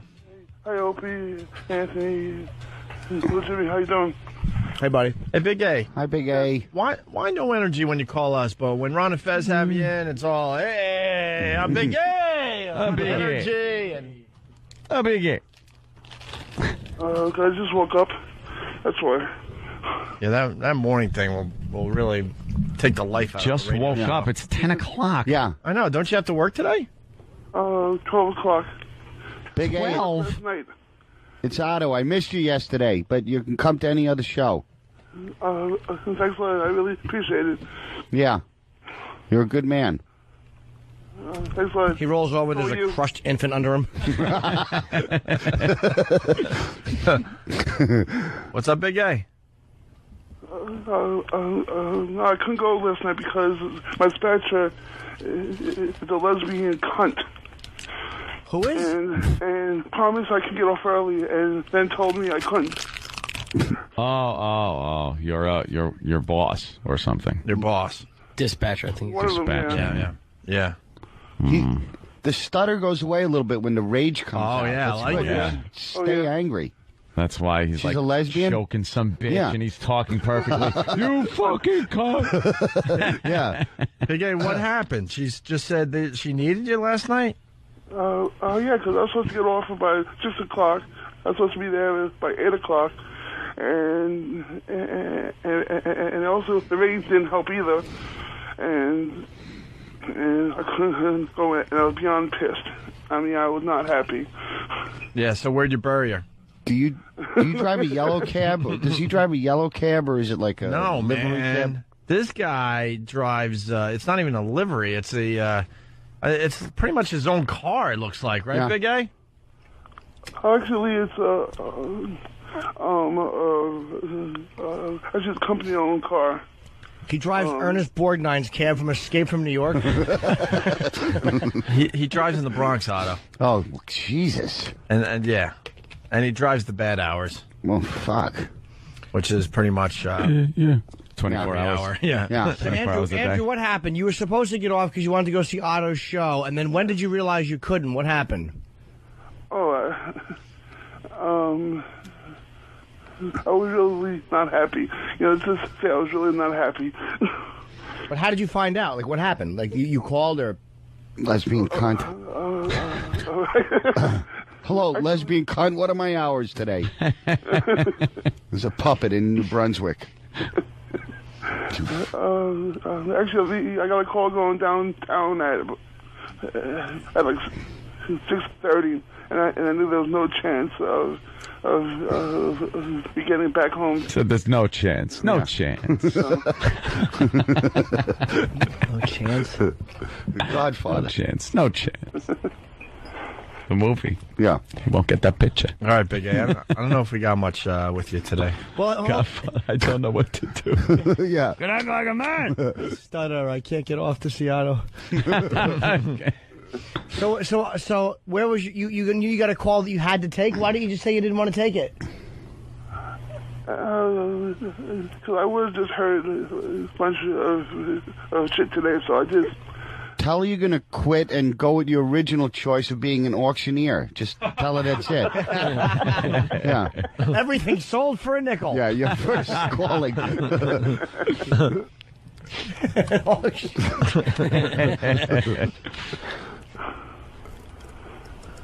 Yeah, a Big A. Okay. All right, Big A. I guess that's all we get today, huh? All right, we'll see you. We're glad you're on the mend, Andrew. Yeah. I look forward to hearing you on Ron and Fez with a lot of energy and a lot more to add to energy. their program. And thank you for coming to my signing Thursday. It was good seeing you. Thanks a lot, Jimmy. It was a pleasure being you. I had a great time. All right, Big A. We'll see you soon. And Pat from Moonachie and Stephen from Bayshore. Yeah, they're all there, huh? What a creep Stephen from Bayshore is. He's got his fucking sideburns. He's like a really weird Elvis impersonator. Yeah.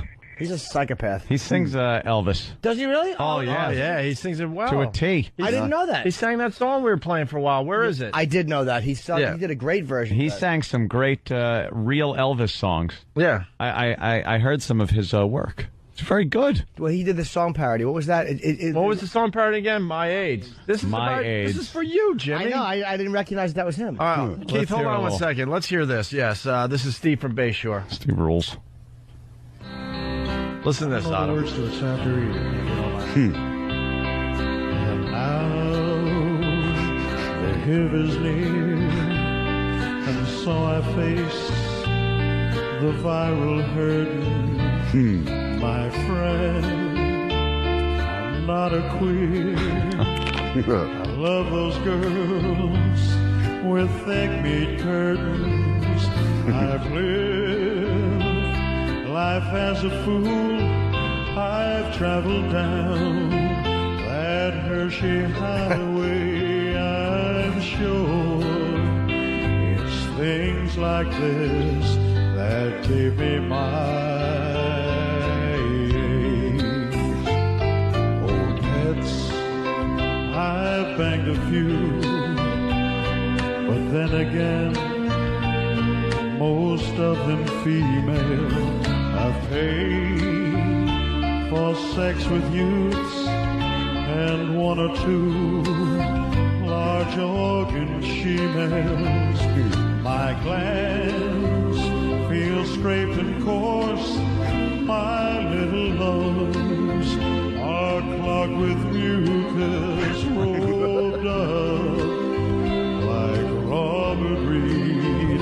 I think it's my age. I've had sometimes more than a few when I bit off number two. But through it all, when you're in spouse, I suck it up, yeah, and eat her out. These sores ain't small, they're on my balls. Blame it on my age. I've loved in bareback style. I've had my ass filled with 4 fingers, and now it's no surprise that not one T-cell ever lingers. To think I slept with that toothless crackhole way up in Harlem at first.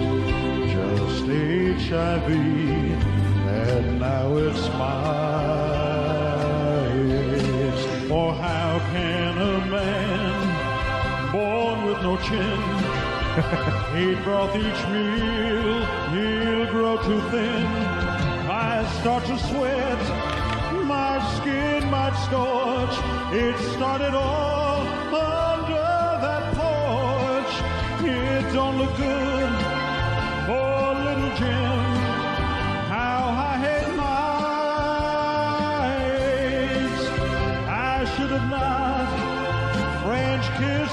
chin. Now I've got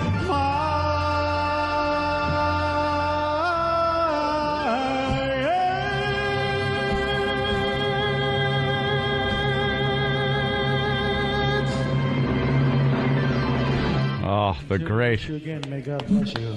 That is pretty good, isn't the great it? Steve from That's a Bayshore. good Elvis right there. Really does sound like him. And Pat, great, man. Pat from Menachie reminds us that Steve also did the song Viva Auschwitz that we have never played on our show. We haven't played it. Why? Viva das Auschwitz. Yeah. Why haven't we played it? Oh, it's just really tasteless. Wait a minute, wait. Very bad. Instead of Viva Las Vegas. Yeah. We have it? Why haven't we played it?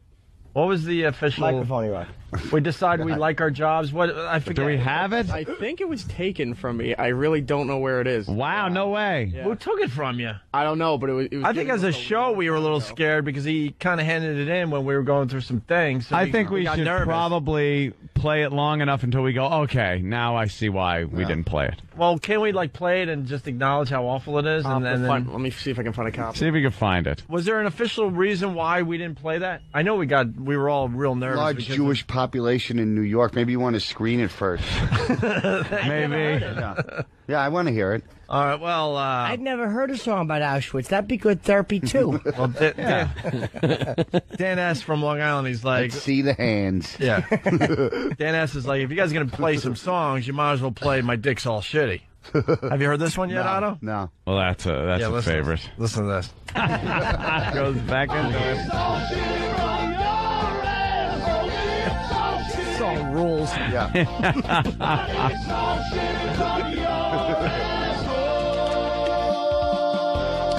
I would have been like to be in a room with this is the finished product.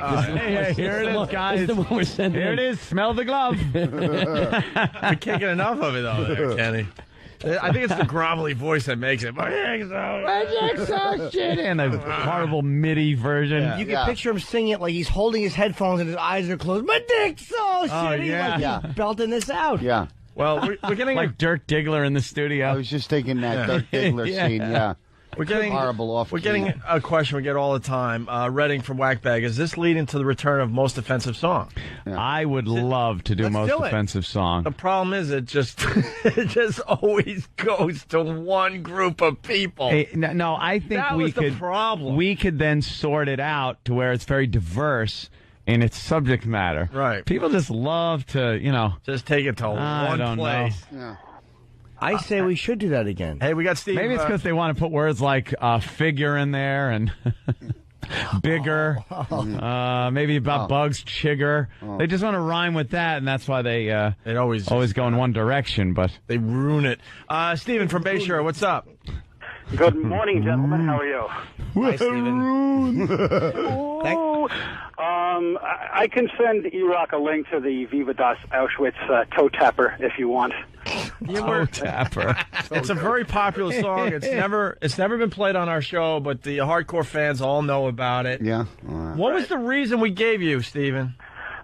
Patrice was on, and you guys were talking about who the most evil dictator was, and somebody came up with the phrase that Hitler was the Elvis of evil, and Ant just sang "Viva Auschwitz," and then the song just wrote itself from there. Oh, right. And then Steve picked up, took the ball.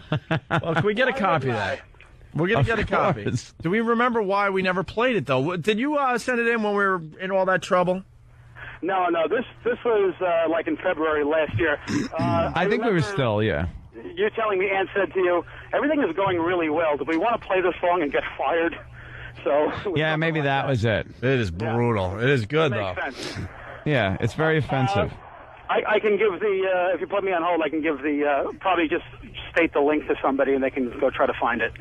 All right. Okay. All right, we'll put you on hold. Please hold, sir. I mean, if we're talking about the most offensive song, ever, maybe we could play a little piece of that. The most offensive song you've ever heard. Remember that guy? He was part of the most offensive song contest. Oh, yeah. Did like a Barry Manilow. But the thought that we played some of those songs on regular FM radio just chills me. Do you have the one It's by one of the Q? greatest contests ever. Baby Raper, Camp Concentration. You got any of these songs?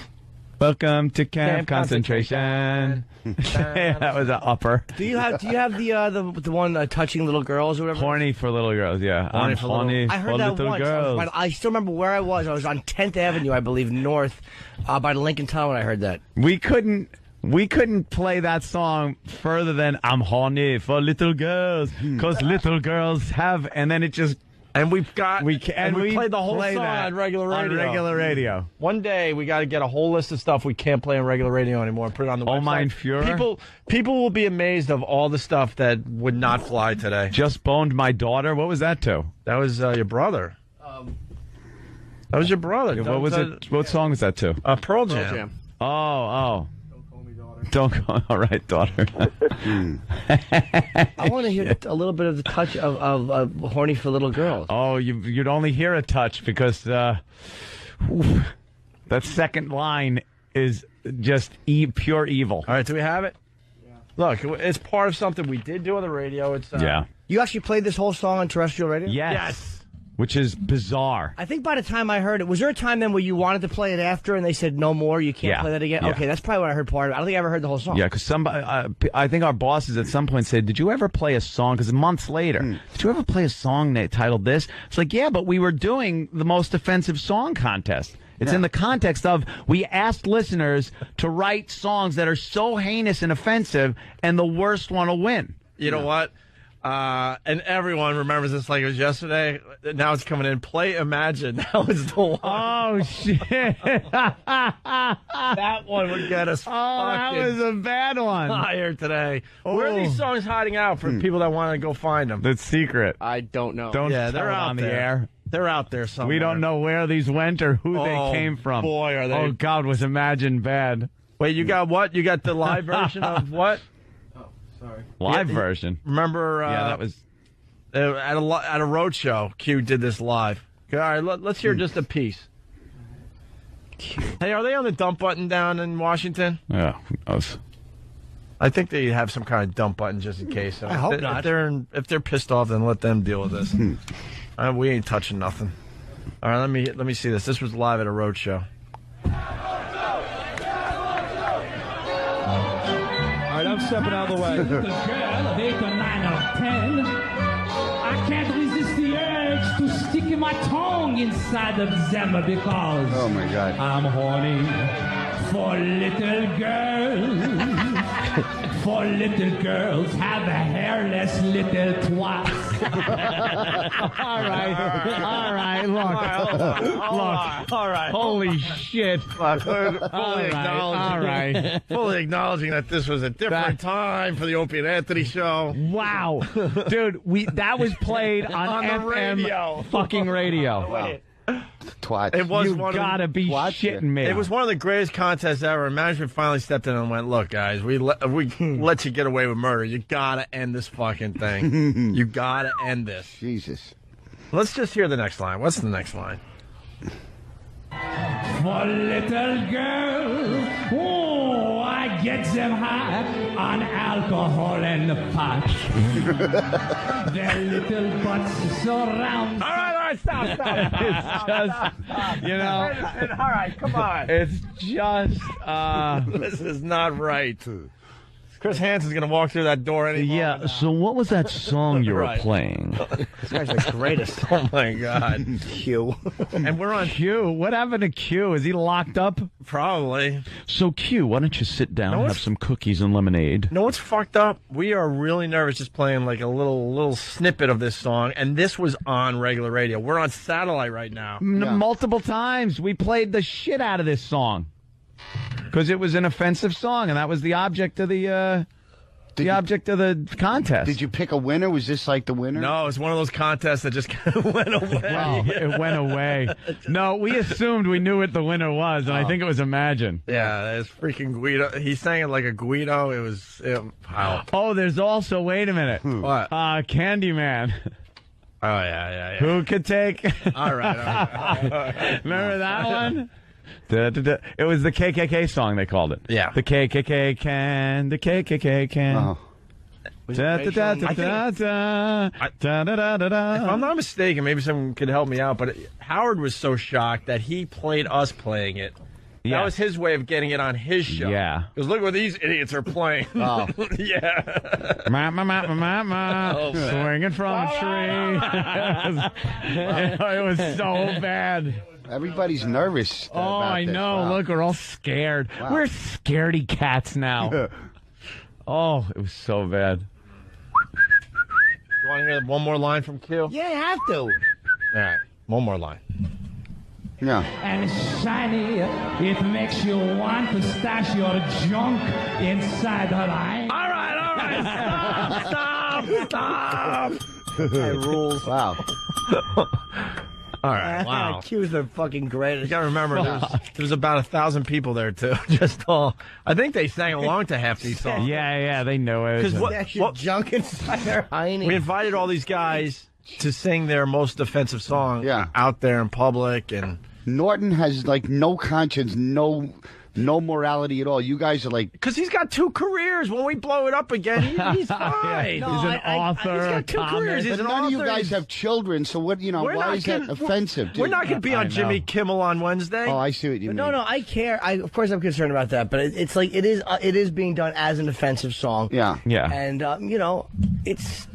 it is what it is. It was played on the regular radio. That's the amazing part, is that this was actually played on terrestrial radio a few years ago. Yeah. More than once. Yes. And it's well written. It makes me laugh. We have Camp Concentration live. You guys get the live album. This is fucking amazing. Yeah. And a lot of people are asking, why can't you play these songs on XM? Well, we can. We're trying, but I don't know. We might need a little meeting just to make sure, because I feel like broadcasting to all you people tomorrow. I do too. I just want to put it in the proper context. Right. That's when these things are taken out of context. That's when we get in trouble every time. Right. But the context of this was that we asked people, we solicited offensive songs for a contest. Original. During a time that was, on regular radio. Original. You could get away with this stuff. I say that twice because a few people snuck some oldies but goodies in there. Oh, well, of course. I'm like, we wanted all original songs. All right, let's hear. It was Fuel. That's right. Let's see if we can get a piece of this on the radio right now. 1, 2, 3. Welcome to Camp Concentration. We've been sent here because we're bad. The Fuhrer says we'll never leave it, but there's lots of fun still to be had. Today we're working on lampshades. It's hard, but they're teaching me how. Has anybody seen my mother? Her shower should be finished. All right. Punch out. Get out of that one. Get out of that. All right, punch out. Holy shit. Oh, my God, I'm getting really nervous, man. Wow. Come on. Somebody's gonna be bursting in here, right? This is. I'm glad we brought this up today because this is legendary, and it just kind of went away. And it was. Everyone remembers the songs. They want us to do another one of these. It was the. And I don't even think we can play the old one. Song. Yeah, that's what it's supposed to be. Like, I can't understand that. Yeah, that's what it is. And now the phone calls are coming in. Please don't get fired. Yeah, really? See. A lot of people. Flounder saying this is my. Hold on. Now we got to take some phone calls. Let's say hi to Flounder. Flounder, what's up? What's going on, guys? This was my favorite bit on NEW. You need to bring it back or at least replay it over and over. It was awesome. Yeah, well. All right. You'd like to. I'm sorry about that. I didn't mean to do that.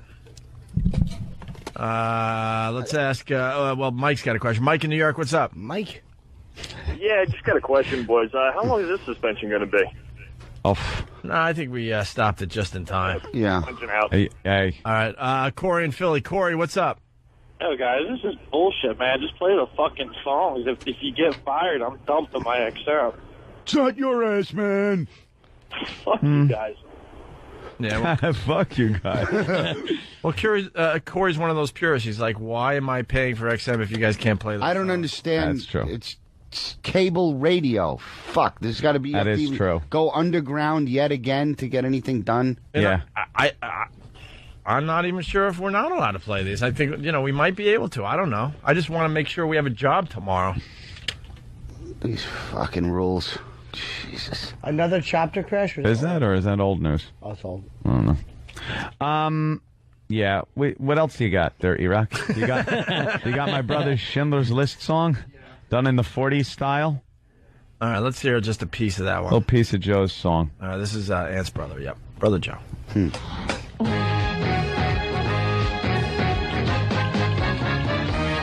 Well, it's 1944, the Reichstag's pissed. Poland's invaded by the Nazi blitz, and although you're a Jew, yeah, you won't get this. They got your name on Schindler's List. Granny's gone, and so's your sis. But wait, no reason to cut your wrists. Yeah, you're gonna live now, you get the gist. Got your name on Schindler's List. You might have been sent to Auschwitz. That place is such a gas. And you could have caught a bullet in the Krakow ghetto, but Schindler, he saved your ass.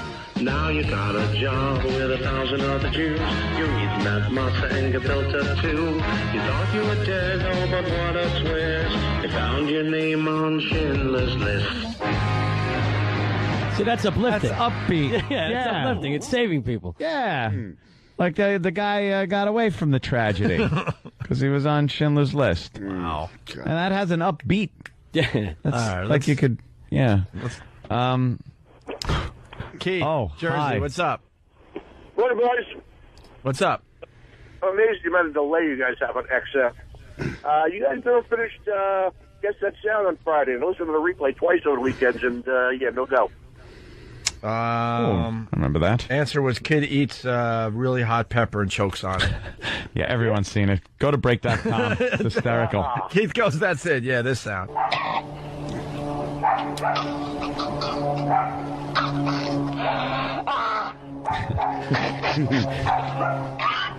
Not.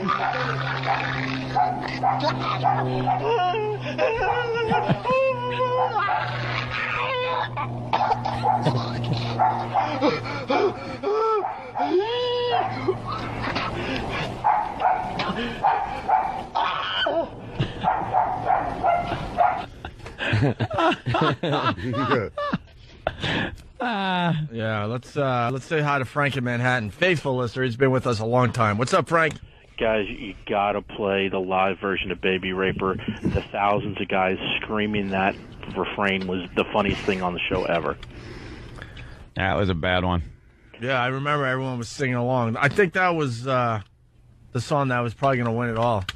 There Yeah, was a few in that was really, really bad. because it was really catchy.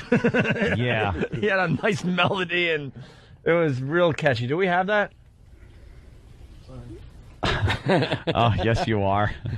Yes, you are. Sorry. Have it or no? I was setting up line of the day. I didn't hear what you were asking for. Baby Raper live? When the whole audience is singing along with it? Dude. All right. Yeah, because that was the big get that day. Oh, this contest was taken so seriously. NAACP protests Michael Vick's suspension. Why?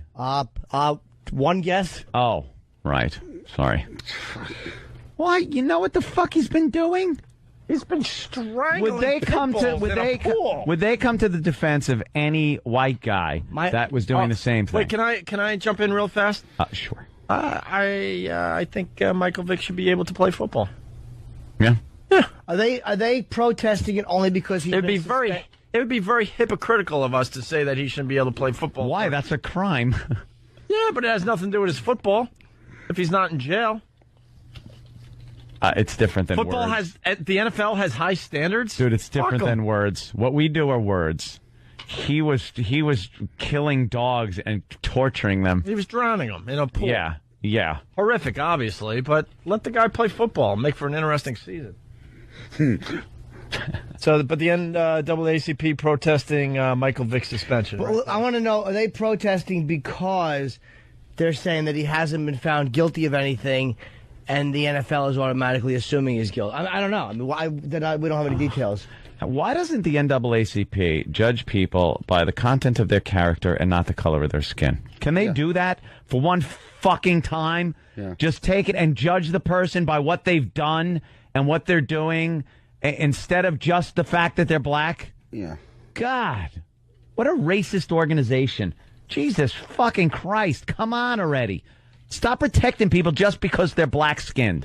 Well, according to the NAACP, blacks cannot commit crimes. They can do nothing wrong. Apparently. And bury the N-word. That's the problem. Well, that's breaking news. We'll get more on that. We got Baby Raper. Oh, do we? Cool. All right, let's acknowledge this was something we did a long time ago. Most offensive songs on regular radio. Yeah. And then we had a huge live concert in front of at least 1,000 of our listeners, and all the guys that were kind of in the finals all got to play their song in front of everybody. And this is pretty much 1,000 people singing along to this little ditty. Go ahead there. We'll see how much we can play this. 3, 4. The other inmates think I'm kinda sick because of where I like to dip my stick, and how I always talk about the day I met that little hottie John Bonet, whose parents did kill her, by the way. I wish that they could somehow understand. This is hard. I'm just an average, ordinary man. But somehow they just can't seem to get why Maggie Simpson always makes me wet. Here it comes. Baby raper. I'm a baby raper. So sweet and young, they're good enough to eat. But the whole, all right. The whole freaking crowd singing along. Of course they were. They're animals. They knew the song that well, and this was before the internet really took off. That was just from all the times we played on our show. It's a hit. We would play that over and over again. It was part of the most tasteless song contest. Right. And boy, was that a contender. Yeah. Yeah. Because that was just awful. And the people seemed to enjoy the tune. Wow. All right. Let's go to Jeremy in Cleveland. Jeremy, what's up? Hey, boys. I wanted to know maybe if you could play the FBA live version. Meow. Punching out. Oh, full-blown AIDS live? I think that was kind of the one that started it all. Yeah. That was like the offensive one, but we got the Steve from Bayshore song. Then, by the way, they're saying the crash suspect that caused the chopper crash may face murder charges. Yeah. Unless he murdered somebody on the ground. No, they're trying to bring... No. They're saying that he caused two fucking news organizations to be so careless absolutely. in their fucking in their quest for the best Jim, shot. Jim, there is a law that states that if you, during the commission of a felony, cause people to die, you can be charged Absolutely. with murder. That does not count people who are fucking being so careless, desperate to get the better shot that they crash helicopters. That's a completely avoidable situation. I think they think of it as, if you weren't there doing what you did, the copters wouldn't have been there and they wouldn't have been dead. Absolutely. But how about this? If the news, we could go back one step. If the news organizations put the safety of their employees before the best shot that they could throw their fucking watermarked stamp on, that wouldn't have happened either. How about this? A guy walks into a bank to rob it. They own it. Right. Guy walks into the bank. He's going to rob it. Some fat load of shit who has not taken care of themselves in years is just like waiting at the counter there and just drops dead of a heart attack. And the guy will be charged with some type of manslaughter for robbing that bank. Right. And meanwhile, it's because the person is fucking fat and out of shape and would have had a heart attack like a week later. I'll tell you why. Because that guy was in the bank and the man caught robbing it directly caused his heart attack. They chose to follow that guy. They chose. It's their job. That's what they do. It's not their job to be so callous. They should be in trouble for being so careless. They put the public at risk. What if they would have fallen on top of a school or something like that? Dare to dream. Yeah, better for us. That guy would have had a lot more murder charges against him. I completely fault the news for that. Yeah, I think it's crazy too that you bring up more murder charges. He's not a murderer. Charges on that. That's ridiculous. Well, That's kind of doing the bank analogy. Like all of a sudden the bank robber leaves, and now you're just a dope running down the street chasing the guy, and you drop dead of a heart attack. What happens there? What happens there? Yeah, still. Guy could be charged. Stupid law. It's the death and the commission of a felony. But that's the cops on the way to a bank robbery Cops are driving. different. They get into an accident. Get charged with murder. Cops are different. They're going, again, their job is to be there. Well, their job is to cover the car chase with the helicopters. What do you think they got the helicopters for? But not that still does not fall under the same police going to the scene of a crime to prevent it does not fall under the same category as newscopters, a vulture chase to get better footage for their fucking station to get the ratings up, to sell more advertising. I agree with Jimmy on You know what? I think we're just going to have to agree to disagree on this one. Nah, he's not a murderer. The guy's not a murderer at all. That's like saying, let's say you were doing a felony. Let's say you had robbed a house and you were running away. Sure. And a newscopter was chasing, all of a sudden crashed into a building because they were trying to get a better shot of you, and you ducked behind a building. Are you saying that you should be charged with murder? Because I'm saying I absolutely should be charged with murder. No. Lock me up and throw away the key, I say. No. All right. Okay, I won't. All right. Wouldn't want to be getting ass sex all day like that. Are we going to Maybe try once this? a week? We're going to try this Stephen from Bayshore Yeah, song? what was his song? Viva! Oh, Das Auschwitz. Yeah. He does a good Elvis. What can I say? The words are deplorable, but... Get ready on that stop button there, E-Rock. Let's go. That's a fucking... I just learned stuff from that song. Yeah. Dude, did he change the lyrics, though, right? Yes, a little bit, yeah. It's no more offensive than Springtime for Hitler. I mean, it was just, you know. Well, yeah. The Holocaust is a horrible thing, but it's comedy. Comedy. All right, hey, Comedy. Barry White, before we get out of here, the Barry White outtake. That's, wow, Steve does a great Elvis voice. Amazing. He's a good voice, man. And he's funny. He's a good writer. All right, here we go.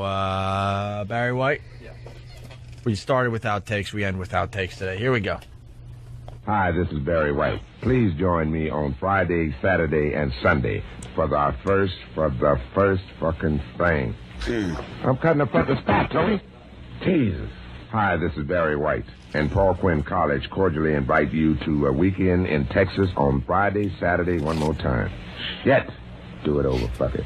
Hi, this is Barry White, and Paul Quinn College cordially invites you to a beautiful weekend in Waco, Texas on Friday. This asshole fuck these words up, man. I mean, he's got words that he don't even need. Hi, this is Barry White.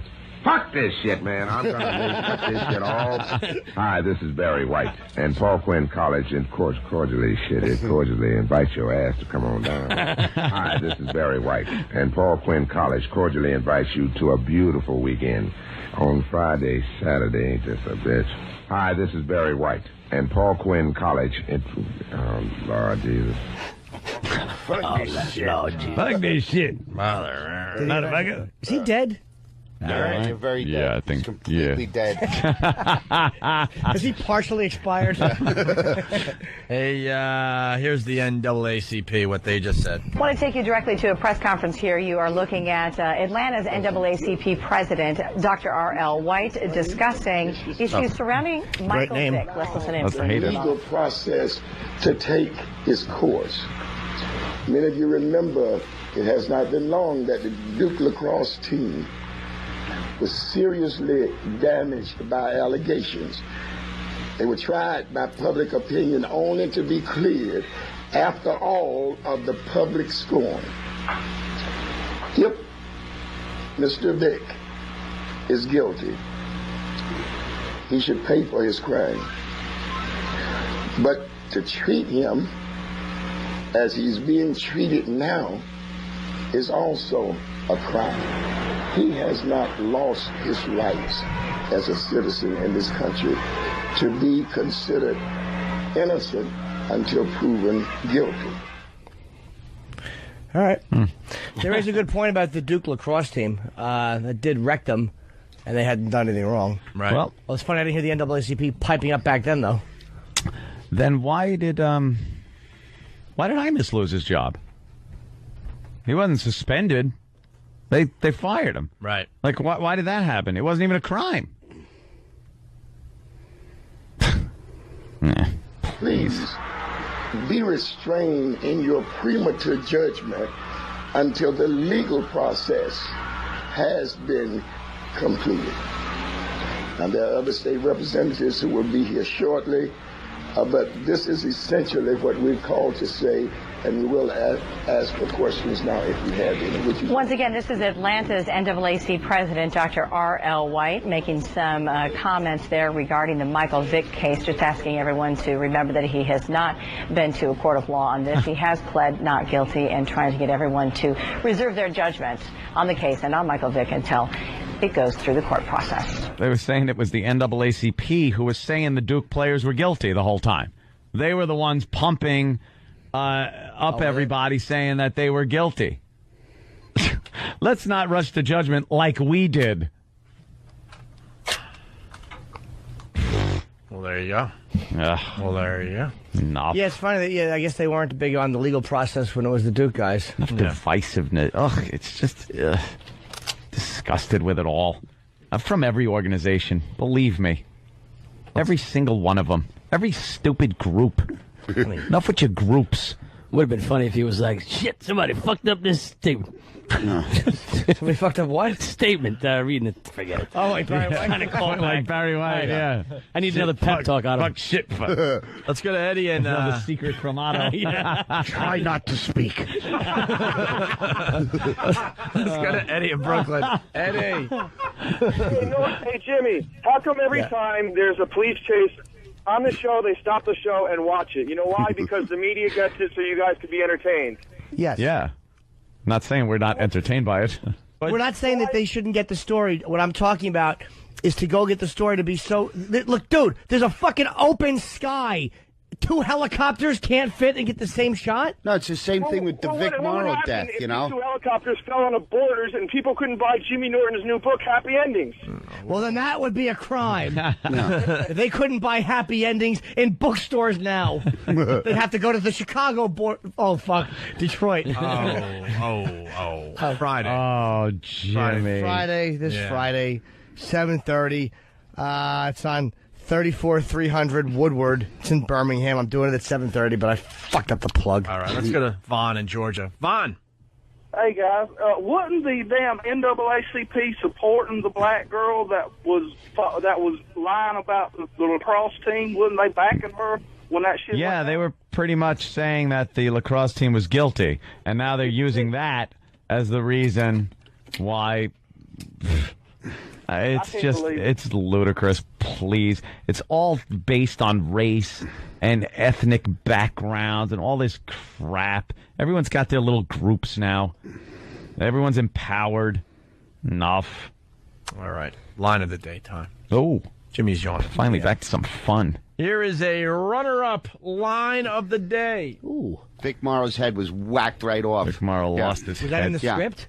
No. They didn't give Vic that page. No. Are you sure I'm supposed to do jumping jacks here? Trust us, it works. It works. Trust us.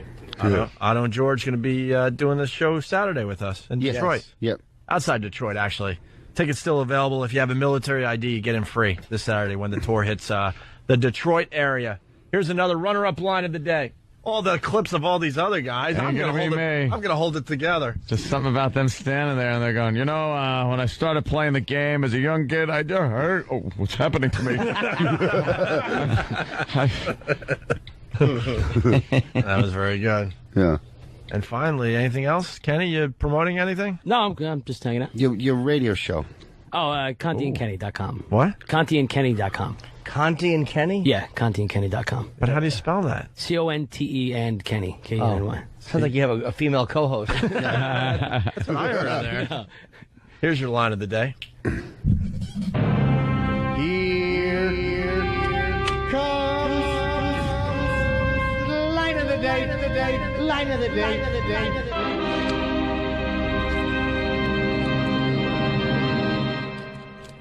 See, these are the guys that are doing my wallpaper. I'm able to watch them from here. Why are you taking your TV out? See, that's why I watch. You're like a fucking Bond villain. They don't know. Too busy being queer. Otto, line of the day, buddy. Oh, wow. I'm a cool. Bond villain. I'm honored. OttoandGeorge.com. We didn't even hear from George today. Yeah. You did it all on your own, Otto. Oh, really? Yep. Okay. Yeah. I got one line. What's the difference between pussy and sushi? You know, I don't know. Rice! Thank you, George. Slept the valise to Midtown for that stupid moment.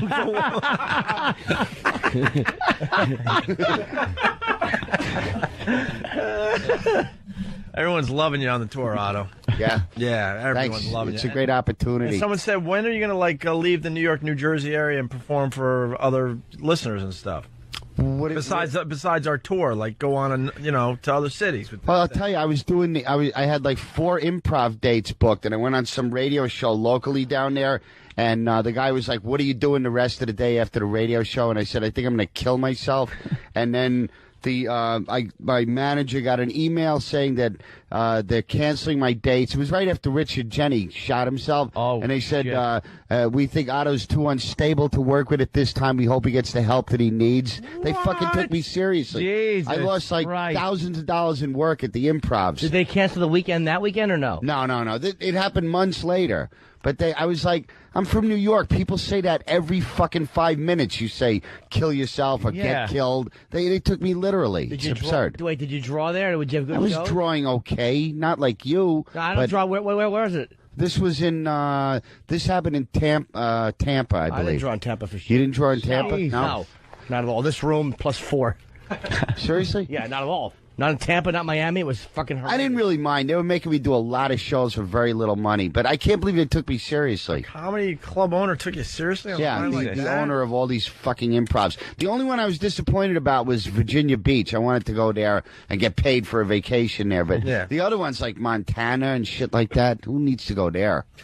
Well, what am I, Josie Wales? I'm going to go to Montana.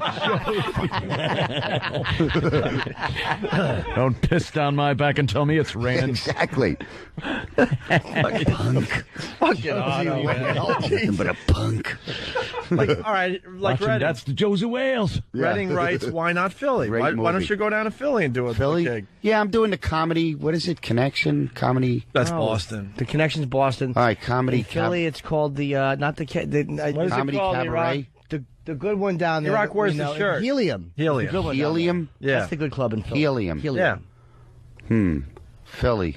Well, just tell them to come to Camden and bring their military ID. What do they want from me? We're trying to get you bigger. Oh, yeah? Okay. Yes. Trying to get you more. You're on our tour, and this tour's going to end, and then then what? Tell them to. What do you mean, then what? I've you always want- worked. No, but they want you outside the New York, Jersey area. It means what gigs? Like what cities are you going to Yeah, hit like after are you the going to tour? like kind of branch out a little bit on? Wherever they How send me. about- I'm trying to get How some about work Cleveland? in Europe How right about now. Boston? How about Philly? I mean, I'd love to open for Norton. I mean, I just, the opportunity.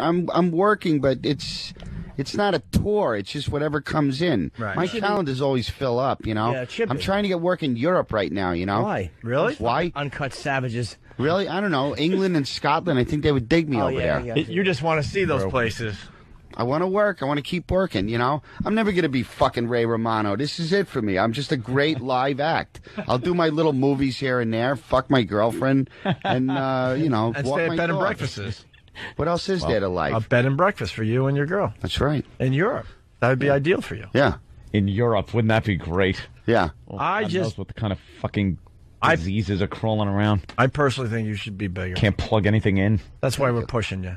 Thank you. He's Like, too busy helping me out. You killed on Letterman. You Yeah. You should have been back on Letterman, or Jimmy Kimmel should have noticed that and flew you out, or Leno. You killed on Letterman. Killed. Yeah, but you got to understand, there's 800 channels on TV now. Even if you're on television, that doesn't mean they're going to see it. I was on Showtime with Penn and Teller, and I go, I'm on Penn and Teller's Bullshit. They go, never heard of it. That's a major TV show. It is But if major you don't for know what it is, Showtime, it yeah. doesn't mean anything, True. What can I do? All right. Hey, 100 years ago, there was no TV, radio, or film. There was just live shows. So if that's all I'm doing, I'm fine with that. Okay, good. Do a minstrel show? Yeah, Mammy, mammy.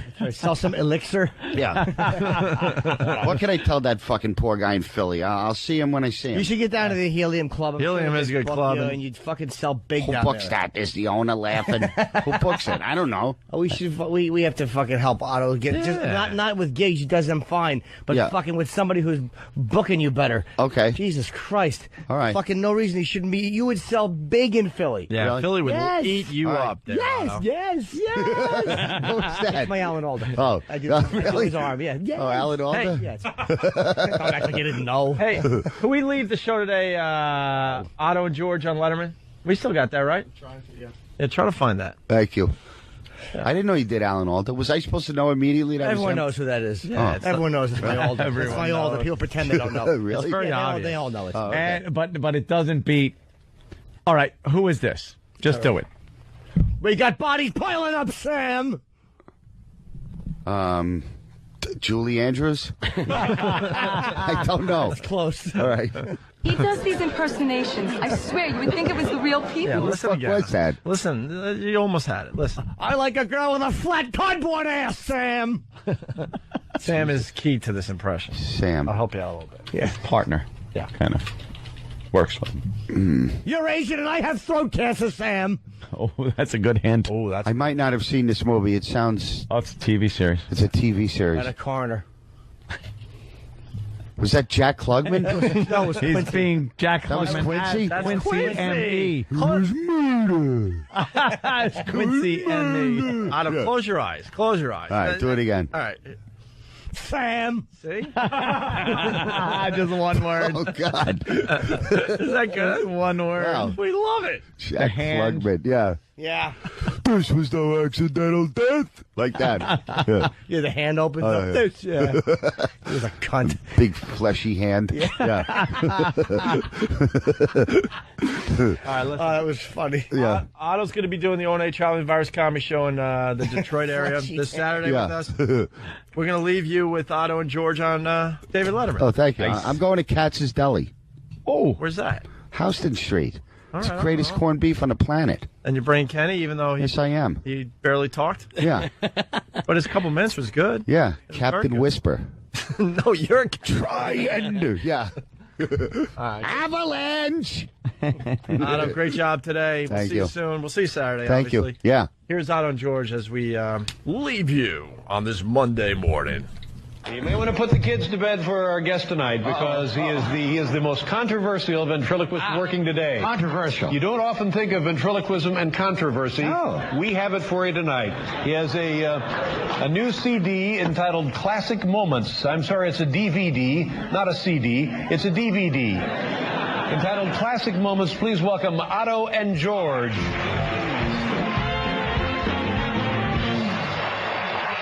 Thank you. It's great to be here. Happy Valentine's Day, everybody. I just hope to God you don't curse. No, I'm not going to curse. Happy Valentine's Day. And look, I got a big heart on. Would you like to touch it? No, thanks. Just take this off here. Yeah. You look good. Nice shirt. I didn't know Ted Bundy had a catalog.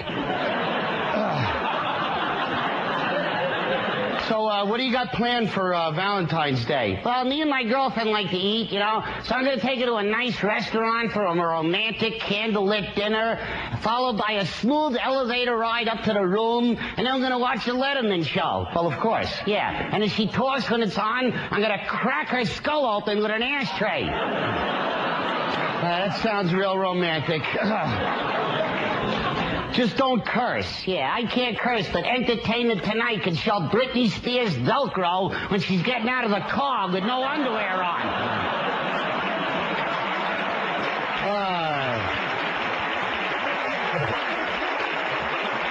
I can't believe we're here at the Ed Sullivan Theater. This is just amazing, the history here, you know. Elvis Presley, Jim Morrison. Yeah, both dead. Speaking of dead, are they storing the bodies in here? I'm freezing. It's freezing in here. It's cold outside. This gig sucks. All right. Oh, my God. The Statue of Liberty has the torch under her dress. All right. Ventriloquist week. Yeah. You know they're mocking our profession? Yeah, Letterman over there, the skinny guy. Looks like Audrey Hepburn. No, he looks good. You should eat something. You can afford it. Have a gyro, pal. He looks like he should be a bouncer at a salad bar. All right, that's enough. By the way, I liked you in Cabin Boy. That was your best work since Mork and Mindy. It's like De Niro without the talent. All right, come on.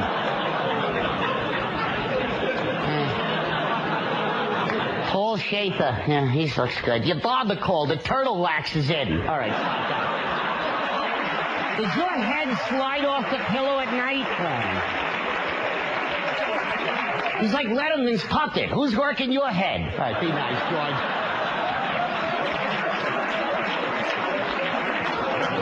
By the way, I drive a taxi here in New York. Anybody recognize me? Hey, George, have you ever had anybody really famous in your taxi? Yeah, I had former governor of New York, Pataki, in the cab. What kind of name is Pataki? It sounds like something you step in on the way to the car, you know? Hey, that's Pataki. Walk around it. Hey, Mommy, I made a Pataki. Who else have you had? I had McGreevy, the governor of New Jersey. I made him right up front. He ain't sitting behind me. Why don't you leave him alone? It's an alternative lifestyle. Yeah, right. Being Amish is an alternative lifestyle. All right. What did the black lesbian say to the white lesbian? You're the man. All right. Hey, George, did you see Brokeback Mountain? Yeah. What'd you think? Loved him, hated him. All right. You know the original title of that was A Fistful of Testicles? All right, no way. We gotta hurry up. We got 4 minutes and they're throwing us out of here. Try getting in this building tomorrow, Geppetto. All right. George, do you like plane travel? Oh, man, it sucks. Every time I get in an airplane, I'm never sitting next to a cute girl. I'm always sitting next to some old guy that wants to talk, you know? Where you from? Where you going? Where am I going? Look at your ticket. That's where we're all going. Oh, man. I'd like to sing a song for Valentine's Day. This is the love song from the movie Jaws. Suddenly, I'm not half the man I used to. Good crowd, right? Yeah, and Sonny Bono's a good skier. All right. I love Jaws. Jaws was a great movie. Remember the opening scene in Jaws? This drunk girl goes swimming naked. I'm drunk, get out of the water. Ah, get out in. And then you hear, da-dun, da-dun, come on in, the water's great. Dun, dun, dun, dun, dun, dun, dun, dun, dun. Doesn't this broad hear the music? Get out of the water, that's short music. All right. Hey, is anybody here from New Jersey? New Jersey? Kill yourself. What a polluted dump New Jersey is. No. New Jersey, where a fart is refreshing. Seriously. Here's a poem I wrote about Jersey. It's called Pollution. It's a poem. Go ahead. I shot an arrow into the air. It stuck. Thank you, thank you, thank you.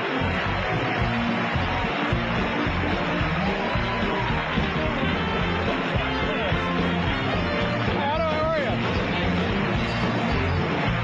Otto and George, ladies and gentlemen. Thank you very much. Nice to have you with us. That's right. We'll be right back with Martha Stewart. Thank you. It's the Opie Anthony Show.